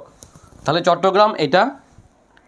আচ্ছা, এরপর একটু আসি আমি মংলা আর এইদিকে বঙ্গোপসাগর। দেখেন যে মুক্তিযুদ্ধে 10 নং সেক্টর ছিল মূলত নৌ সেক্টর। এই নৌ সেক্টরে অন্তর্ভুক্ত ছিল 3টা বিষয় মনে রাখবেন উল্লেখযোগ্য। একটা হচ্ছে বঙ্গোপসাগর, একটা হচ্ছে চট্টগ্রাম বন্দর। চট্টগ্রাম না কিন্তু মনে রাখতে হবে, মুক্তিযুদ্ধে চট্টগ্রাম হচ্ছে 1 নং সেক্টরে, মনে রাখবেন। ওকে, মুক্তিযুদ্ধে সমগ্র চট্টগ্রাম মানে এখান থেকে শুরু করে ফেনী নদী থেকে শুরু করে সমগ্র চট্টগ্রাম, পার্বত্য চট্টগ্রাম, কক্সবাজার অঞ্চলটা ছিল 1 নং সেক্টরে, কিন্তু চট্টগ্রাম বন্দর ছিল কিন্তু 10 নং সেক্টরে। ইউ হ্যাভ টু বুঝতে হবে, ঠিক আছে, এইগুলো যেন ভুল করা যাবে না। তাহলে মুক্তিযুদ্ধে চট্টগ্রাম 1 নং সেক্টরে আর চট্টগ্রাম সমুদ্র বন্দর ছিল 10 নং সেক্টরে, মনে রাখতে হবে। আচ্ছা দেখেন, মুক্তিযুদ্ধে মোংলা অথবা চালনা, এর আগে নাম ছিল কি চালনা, বর্তমান নাম কি মোংলা। এই যে মোংলা অথবা চালনা সমুদ্র বন্দর ছিল হচ্ছে আপনার মূলত নৌ সেক্টর, অর্থাৎ 10 নং অন্তর্ভুক্ত। ঠিক আছে, কিন্তু মংলা সহ বাগেরহাট, খুলনা ছিল কিন্তু আপনার কখনো 8 কখনো 9। সো বুঝতেই পারছেন সেক্টরের বিষয়টা তো আপনার মনে রাখতে হবে। তাহলে মুক্তিযুদ্ধ 10 নং সেক্টর কি ছিল?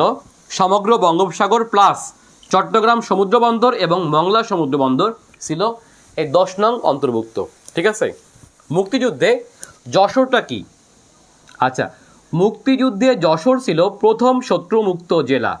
ঠিক আছে, মুক্তিযুদ্ধে যশোর ছিল প্রথম শত্রুমুক্ত জেলা, যেই জেলায় নেতৃত্ব দেন হচ্ছে আপনার আমাদের দেশের প্রথম যিনি বীর বিক্রম, তিনি হলেন কর্নেল শহীদ নাজমুল হুদা। কি বলতো? কর্নেল নাজমুল হুদা অথবা MN হুদা। ইনি হলেন প্রথম শত্রুমুক্ত জেলা যশোরের নায়ক, এবং যার ডান হাত ছিল সিপাহী, আচ্ছা আমাদের বীর শ্রেষ্ঠ ছিল একজন, ওনাকে সেভ করতে যেয়ে তিনি হচ্ছে নিহত হন। তার নাম ছিল হচ্ছে আপনার,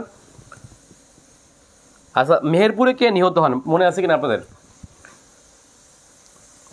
আচ্ছা, এটা হলো তাহলে যশোর। ঠিক আছে, যশোরের ভূমিকা মনে রাখবেন। প্রথম শত্রুমুক্ত জেলা গাজীপুর। গাজীপুর থেকে প্রথম প্রতিরোধ শুরু হয়। ঠিক আছে, আচ্ছা মেহেরপুর ছিল মোটামুটি যুদ্ধের সময়ে মোটামুটি শত্রুমুক্ত, মানে এখানে পাকিস্তানের খুব বেশি একটা যুদ্ধ হয়নি বিধায় এই বাংলাদেশের যেই প্রবাসী সরকার, এই প্রবাসী সরকার শপথ গ্রহণ করে হচ্ছে আপনার এই মেহেরপুর জেলার, তখনকার কিন্তু মেহেরপুর জেলা ছিল না, তখন জেলা ছিল মূলত কুষ্টিয়া। এই কুষ্টিয়া জেলার মেহেরপুর মহকুমার, বর্তমানে মেহেরপুর জেলার আবার সীমান্তবর্তী একটি জায়গার নাম হলো মুজিবনগর। এই মুজিবনগরে হচ্ছে আপনার, মুজিবনগর তখন নাম ছিল না, তখন নাম ছিল হচ্ছে আপনার বৈদ্যনাথতলা। এই বৈদ্যনাথতলার আমবাগানের নাম হয়ে গেল মুজিবনগর, যেহেতু মুক্তিযুদ্ধের প্রধান ব্যক্তি বঙ্গবন্ধু, সো তার নামে করা হলো মুজিবনগর। ঠিক আছে, এটা হলো মুজিবনগর। আচ্ছা, এখন দেখেন কলকাতা। মুক্তিযুদ্ধে কলকাতার ভূমিকাটা কি? কলকাতা হচ্ছে কলকাতার 8 নং থিয়েটার রোড। কয় নং? 8 নং থিয়েটার রোডের অরবিন্দ ভবন, ভবনের নাম হচ্ছে কি? অরবিন্দ ভবন। আচ্ছা, অরবিন্দ অরবিন্দ রাও ছিল হচ্ছে ব্রিটিশ ভারতের স্বাধীনতা আন্দোলনের অন্যতম একজন বিপ্লবী, নাম হচ্ছে অরবিন্দ ভবন। এই অরবিন্দ ভবনটা মূলত হচ্ছে অরবিন্দর জন্ম, অর্থাৎ অরবিন্দ একজন স্বাধীনতার নায়ক ভারতের। এই অরবিন্দর মামা বাড়ি ছিল হচ্ছে এই ভবনটা, এবং সেই ভবনটা ছিল মূলত 8 নং থিয়েটার রোড, যেটি হচ্ছে বর্তমান শেক্সপিয়ার রোড। বর্তমান কি রোড? Shakespeare road. তাহলে বর্তমান শেক্সপিয়ার রোডের অরবিন্দ ভবনে, অর্থাৎ তৎকালীন 8 নং থিয়েটার রোড, এখানে হচ্ছে আপনার বাংলাদেশের অস্থায়ী সচিবালয় ছিল, অর্থাৎ এখান থেকে হচ্ছে বাংলাদেশের অস্থায়ী সরকার পরিচালিত হতো। ঠিক আছে, এবার আসি আমরা রাজশাহীতে। আচ্ছা, মুক্তিযুদ্ধের রাজশাহী ছিল সম্ভবত 7 নং, না? হ্যাঁ, মুক্তিযুদ্ধের রাজশাহী ছিল 7 নং সেক্টরের অধীনে। 7 নং সেক্টরের অধীনে, তাই না? বুঝতেই পারছেন। এবং এই সেক্টরে কিন্তু আপনার সবথেকে বেশি সেক্টর কমান্ডার ছিল 3 জন, অর্থাৎ এই সেক্টরের যে প্রথম সেক্টর কমান্ডার ছিল মেজর নাজমুল হক। নাম ছিল কি? মেজর নাজমুল হক। ইনি কিন্তু যুদ্ধ চলাকালীন মৃত্যুবরণ করে, তবে মুক্তিযুদ্ধের না। উনি হলেন এক ক্যাম্প থেকে আরেক ক্যাম্প যাওয়ার পথে, এই ভারত তখন তো বাংলাদেশের সড়ক ইউজ করা যেত না, উনি হচ্ছে এক ক্যাম্প থেকে আরেক ক্যাম্পে যাওয়ার পথে সড়ক দুর্ঘটনায় হচ্ছে আপনার নিহত হন যুদ্ধের একেবারে মাঝখানেই মেজর নাজমুল হক। ঠিক আছে, এবং যে কারণে হচ্ছে এখানে সেক্টর কমান্ডার চেঞ্জ হয়ে আরও 2 জন এসে পরবর্তীতে সবথেকে বেশি সেক্টর কমান্ডার ছিল এই 7 নং সেক্টরে, এবং প্রথম ছিল হচ্ছে মেজর নাজমুল হক। এখন এখানে একটু বলে রাখা দরকার, আপনারা জানেন যে এই চাঁপাইনবাবগঞ্জের দিকে নিহত হন, তো চাঁপাইনবাবগঞ্জের একেবারে সীমান্তবর্তী একটি বন্দর আছে, আপনারা জানেন, যাদের বাড়ি আছে ওখানে বুঝতে পারবেন। এটি হচ্ছে আপনার ছোট সোনা মসজিদ স্থলবন্দর। ঠিক আছে, এই ছোট সোনা মসজিদে এখানে একটা মসজিদ আছে, নাম হচ্ছে ঐতিহাসিক ছোট সোনা মসজিদ। এইখানে হচ্ছে আপনার এই মেজর নাজমুল হকের কবর। এখানেই কবর হচ্ছে আপনার আরেকজন বীরশ্রেষ্ঠ। ইনি হচ্ছেন বীরশ্রেষ্ঠ না, কিন্তু ইনি হলেন আপনার মুক্তিযুদ্ধের একজন সেক্টর কমান্ডার। আর এনার কবরের পাশেই কবর হচ্ছে ক্যাপ্টেন মহিউদ্দিন জাহাঙ্গীর। কার কবর? ক্যাপ্টেন মহিউদ্দিন, এটা আমি দেখে আসছি। ক্যাপ্টেন মহিউদ্দিন জাহাঙ্গীরের কবরের পাশেই হচ্ছে মেজর নাজমুল হকের কবর। কারণ ক্যাপ্টেন মহিউদ্দিন জাহাঙ্গীর হয়তো জানছিল তিনি মারা যাবেন, এবং তিনি বলে গেছিলেন মৃত্যুর আগে যে আমার কবরটা যেন ওর কবরের পাশে হয়। ঠিক আছে, এবং এখানেই হচ্ছে আপনার কবর। এই ছোট সোনা মসজিদের প্রান্তরে কবর হচ্ছে আপনার বিখ্যাত বাংলার একসময় বিখ্যাত সুলতান, নাম হচ্ছে সুলতান, ওনার জন্য কি, ফখরুদ্দিন মোবারক শাহ না কার জন্য কবর আছে এখানে, নাকি মোবারক শাহ, আলাউদ্দিন হোসেন শাহ, সরি ভুল বললাম, আলাউদ্দিন হোসেন শাহ। আপনারা ইতিহাসে নাম জানেন, আলাউদ্দিন হুসেন শাহী বংশের অন্যতম রাজা। এই আলাউদ্দিন হোসেন শাহ প্লাস মেজর নাজমুল হক প্লাস ক্যাপ্টেন মহিউদ্দিন জাহাঙ্গীর, এই 3 জনের কবর একেবারে পাশাপাশি, ঐতিহাসিক কবর। ঠিক আছে, আচ্ছা, এটা আমরা মনে রাখবো। এবার একটু আসি আমরা ঢাকা। দেখেন, মুক্তিযুদ্ধের ঢাকা শহর ছিল মূলত 2 নং সেক্টরে, এবং এই 2 নং সেক্টরের কমান্ডার ছিলেন যিনি ব্যক্তি, তিনি হলেন 2 জন বিখ্যাত ব্যক্তি। একজন হচ্ছে মেজর বা পরবর্তীতে ব্রিগেডিয়ার খালেদ মোশাররফ।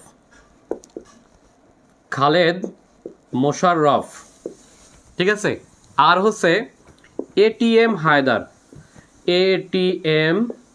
হায়দার, নামটা খুবই সুন্দর। দেখেন, এই ব্যক্তি কিন্তু মুক্তিযুদ্ধের অন্যতম একজন কম বয়সী সেক্টর কমান্ডার। আপনি জানেন কি না, মেজর এটিএম হায়দারের বয়স তখন ছিল মাত্র 24 বা 25 বছর হবে।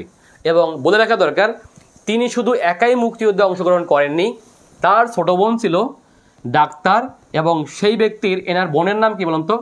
মেজর এটিএম হায়দার এই সেক্টরে যুদ্ধ করে, এবং সেক্টরে ছিল সেক্টর কমান্ডার। এবং এই এটিএম হায়দারের বোনের নাম হচ্ছে ক্যাপ্টেন সেতারা। আপনারা জানেন কি না ক্যাপ্টেন সেতারা? এই ক্যাপ্টেন সেতারাকেও মুক্তিযুদ্ধে যেহেতু আপনার ওই মুহূর্তে ইনি ছিল ডাক্তার, কিন্তু মনে রাখতে হবে ডাক্তার ক্যাপ্টেন সেতারা, মনে রাখবেন ডাক্তার ক্যাপ্টেন সেতারা। আপনারা জানেন যে ইনি হলেন এটিএম হায়দারের বোনের নাম। ঠিক আছে, এবং এই ক্যাপ্টেন সেতারা কিন্তু বাংলাদেশের একজন খেতাবপ্রাপ্ত নারী মুক্তিযোদ্ধা। বলেন তো তার খেতাবের নাম কি?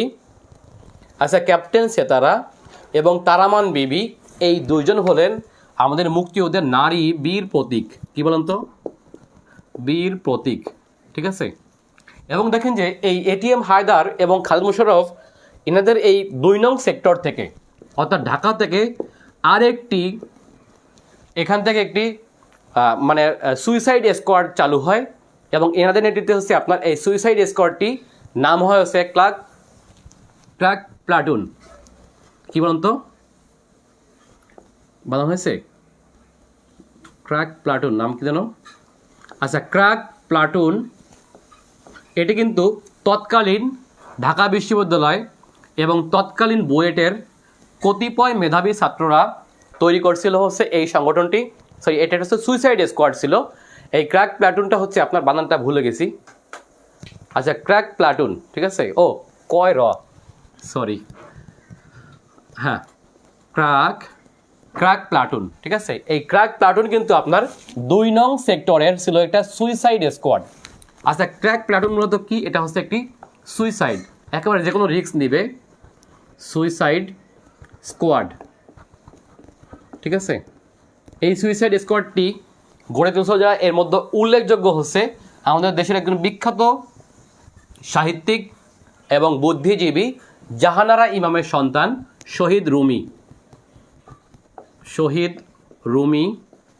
এখানকার উল্লেখযোগ্য অন্য সদস্যরা হচ্ছে, এবং জানেন যে আপনারা এই শহীদ রুমিকে নিয়ে জাহানারা ইমাম যেই উদ্বেগের কথা প্রত্যেকদিন লিখতো, ডায়েরি লিখতো, সেই ডায়েরিটি কিন্তু আমাদের ইতিহাসের একটি বিখ্যাত সম্পদ এবং তার নাম হলো কি? সেটা কি বলতো? 71-এর দিনগুলো, নাকি তাই না? হ্যাঁ, 71-এর দিনগুলি। আচ্ছা, এটার লেখককে জাহানারা ইমাম। এটা হচ্ছে এই জাহানারা ইমামকে, ইনি হলেন শহীদ রুমির মাতা, ঠিক আছে, মনে রাখতে হবে। শহীদ রুমির মা হচ্ছে জাহানারা ইমাম, যেই ব্যক্তি হচ্ছে নিজে মুক্তিযুদ্ধে অংশগ্রহণ করছে, তার সন্তানকে মুক্তিযুদ্ধে পাঠাইছে এবং তার হাজব্যান্ডকেও মুক্তিযুদ্ধে পাঠাইছে। এবং তিনি কিন্তু এই যে হাজব্যান্ড মুক্তিযুদ্ধে গেছে, ছেলে মুক্তিযুদ্ধে গেছে, এবং তা নিয়ে একজন নারীর যে উদ্বেগের কথা, ছেলে এবং স্বামী সব থেকে প্রিয় জিনিস, এই দুইটা প্রিয় জিনিসকে মুক্তিযুদ্ধে পাঠিয়ে তিনি যে প্রত্যেক দিন যে উদ্বেগের কথা লিখতেন, সেইটাই হচ্ছে আমাদের মুক্তিযুদ্ধের পরবর্তীতে সেই ডায়েরিটাই একটা বিখ্যাত সম্পদ, নাম হচ্ছে 71-এর দিনগুলি, ঠিক আছে। যদিও শহীদ রুমিকে হারাতে হয়েছে জাহানারা ইমামকে, আপনারা জানেন। আচ্ছা, এরপরে হচ্ছে আরেকজন ব্যক্তির নাম আসবে, সেটা হচ্ছে আপনার আজাদ, শহীদ আজাদ। আপনারা জানেন যে এই আজাদকে নিয়ে আনিসুল হকের একটা উপন্যাস আছে মা। আজাদও কিন্তু মুক্তিযুদ্ধে নিহত হয়েছে। আজাদের মা ভাত খেত না এরপরে, জানেন কি না আপনারা? আজাদ ভাত খাওয়ার চাইছিল, পরবর্তীতে সে ভাত খেতে পারেনি, তার আগেই সে মারা গেছে। সো এই আজাদকে নিয়ে আনিসুল হকের একটা বিখ্যাত উপন্যাসের নাম হচ্ছে মা। কি বলেন তো? মা, নাকি আজাদের মা, কি যেন একটা হবে এরকম, আজাদ, ঠিক আছে। আচ্ছা, এই ক্র্যাক প্লাটুনের অন্যতম একজন সদস্য ছিল হচ্ছে বর্তমান আওয়ামী লীগের প্রেসিডেন্ট মেম্বার, তার নাম হচ্ছে আপনার মোফাজ্জল চৌধুরী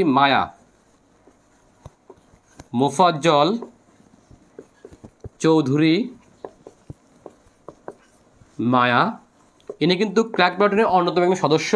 এখন এদের কাজ কি ছিল? আপনারা জানেন যে এরা যে কোনো মুহূর্তে জীবন দিতে প্রস্তুত, এরকম একটা ইয়ার নাম হচ্ছে আপনার সুইসাইড স্কোয়াড। এটা গঠন করছিল হচ্ছে আপনার এই খালিদ মোশাররফ এবং এটিএম হায়দার। এর কাজ ছিল এই দেশে এই শহরের মধ্যে বড় বড় স্থাপনায় আক্রমণ করা, যেখানে পাকিস্তানিরা মূলত হচ্ছে আপনার ঘাঁটি কেটে বসে আছে। এর মধ্যে একটা উল্লেখযোগ্য স্থান ছিল হচ্ছে বর্তমান হোটেল ইন্টারকন্টিনেন্টাল। এটা ছিল পাকিস্তান এবং বাংলাদেশের রাজাকারদের একটা বড় আখড়া।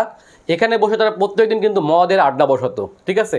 এবং এরা হচ্ছে এই হোটেল ইন্টারকন্টিনেন্টাল, পরবর্তী রূপসী বাংলা, এই হোটেলটি হচ্ছে আক্রমণ করছিল অর্থাৎ পাকিস্তানিদের। এবং মুক্তিযুদ্ধের সময় হচ্ছে আপনার এই ইয়াটা ছিল কন্টিনেন্টাল হোটেল ছিল মূলত হচ্ছে আপনার একটি no fly zone, no war zone, বুঝতে পারছেন কিনা? এখানে কোনো যুদ্ধ হবে না, মানে যুদ্ধের বাইরের একটি জায়গা ছিল। বাট তারপরেও কিন্তু এখানে আক্রমণ করছিল এই ক্র্যাক প্লাটুনের সদস্যরা, বুঝতে পারছেন কিনা?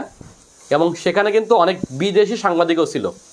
এই হোটেলটার ভূমিকা নেতিবাচক এবং ইতিবাচক দুইটাই, কারণ এখানে বসেই কিন্তু মুক্তিযুদ্ধের প্রথম যে সংবাদটা পরিবেশন করে বহির্বিশ্বে, সেটা কিন্তু এই হোটেলে বসেই মানে করা হয়েছিল, কারণ এটা ছিল একটা নো ওয়ার জোন হিসেবে। যা হোক, অনেকক্ষণ হয়তো হয়ে গেল আজকে, আমাদের মনে হয় প্রায় 2 ঘন্টা হয়ে যাচ্ছে। আপনারা বোরিং হচ্ছেন কি না? আর মুক্তিযুদ্ধের এই কথাগুলো আসলে একটু সেন্সিটিভ বিষয়, এখানে বলতে গেলে ভুল হয়ে যেতে পারে। অনেক সময় সাল তারিখ ব্যক্তির নামের জায়গা ভুল হয়ে যেতে পারে, এটা একটা ইতিহাস বিকৃতির পর্যায়ে পড়ে। সো এটা পড়ানো অনেক কঠিন, তারপরে আমি চেষ্টা করছি। বাট ফেসবুক মনে হয় এটাকে খুব বেশি ভালোভাবে নিচ্ছে না, আই এম শিওর। কারণ এখানে পাকিস্তানিদের একটা হেয় করা হয়, এটাকে হয়তো ভালো চোখে নিচ্ছে না। কারণ এখানে একটা বিষয় থেকে যায়, সেটা হচ্ছে ফেসবুক এটাকে কমিউনিটি স্ট্যান্ডার্ড হিসেবে দেখে। যা হোক, না দেখুক এটা চাই, এই জন্য দীর্ঘায়িত করবো না। আর আপনারা এই ধারাবাহিক ঘটনাগুলো চাইলে একটু নোট করে নিতে পারেন, ঠিক আছে? মোটামুটি একটা আপনাদের ভিতরে একটা ছবি আঁকা হয়েছে কিনা মুক্তিযুদ্ধের, আমি চেষ্টা করছি। একেবারে আলোচনা করলাম এই মুহূর্তে প্রি লিবারেশন পিরিয়ডটা। লিবারেশনের ভিতরে কিন্তু যুদ্ধের ভিতরে কিন্তু আমি এখন যাইনি। ওকে, 26শে মার্চ থেকে শুরু হলো যে প্রতিরোধ, সেই প্রতিরোধে কিন্তু আমি এখনও আপনাদের যাইনি। তো আজকে আমরা প্রি লিবারেশন পিরিয়ড থেকে আলোচনা করলাম। আর যারা বেশি জানতে চান তারা হচ্ছে আমার কোর্সে অংশগ্রহণ করতে পারেন। অর্থাৎ আমার যে কোর্স আছে সেটা হচ্ছে 2000 টাকার কোর্স। সেখানে হচ্ছে আপনার কারেন্ট অ্যাফেয়ার্স ম্যানুয়াল ফ্রি পাবেন। আর মুক্তিযুদ্ধ নিয়ে পড়তে হলে এর থেকে বিকল্প বই আর নেই, এত সুন্দর করে আলোচনা করে আপনি কোথাও পাবেন না।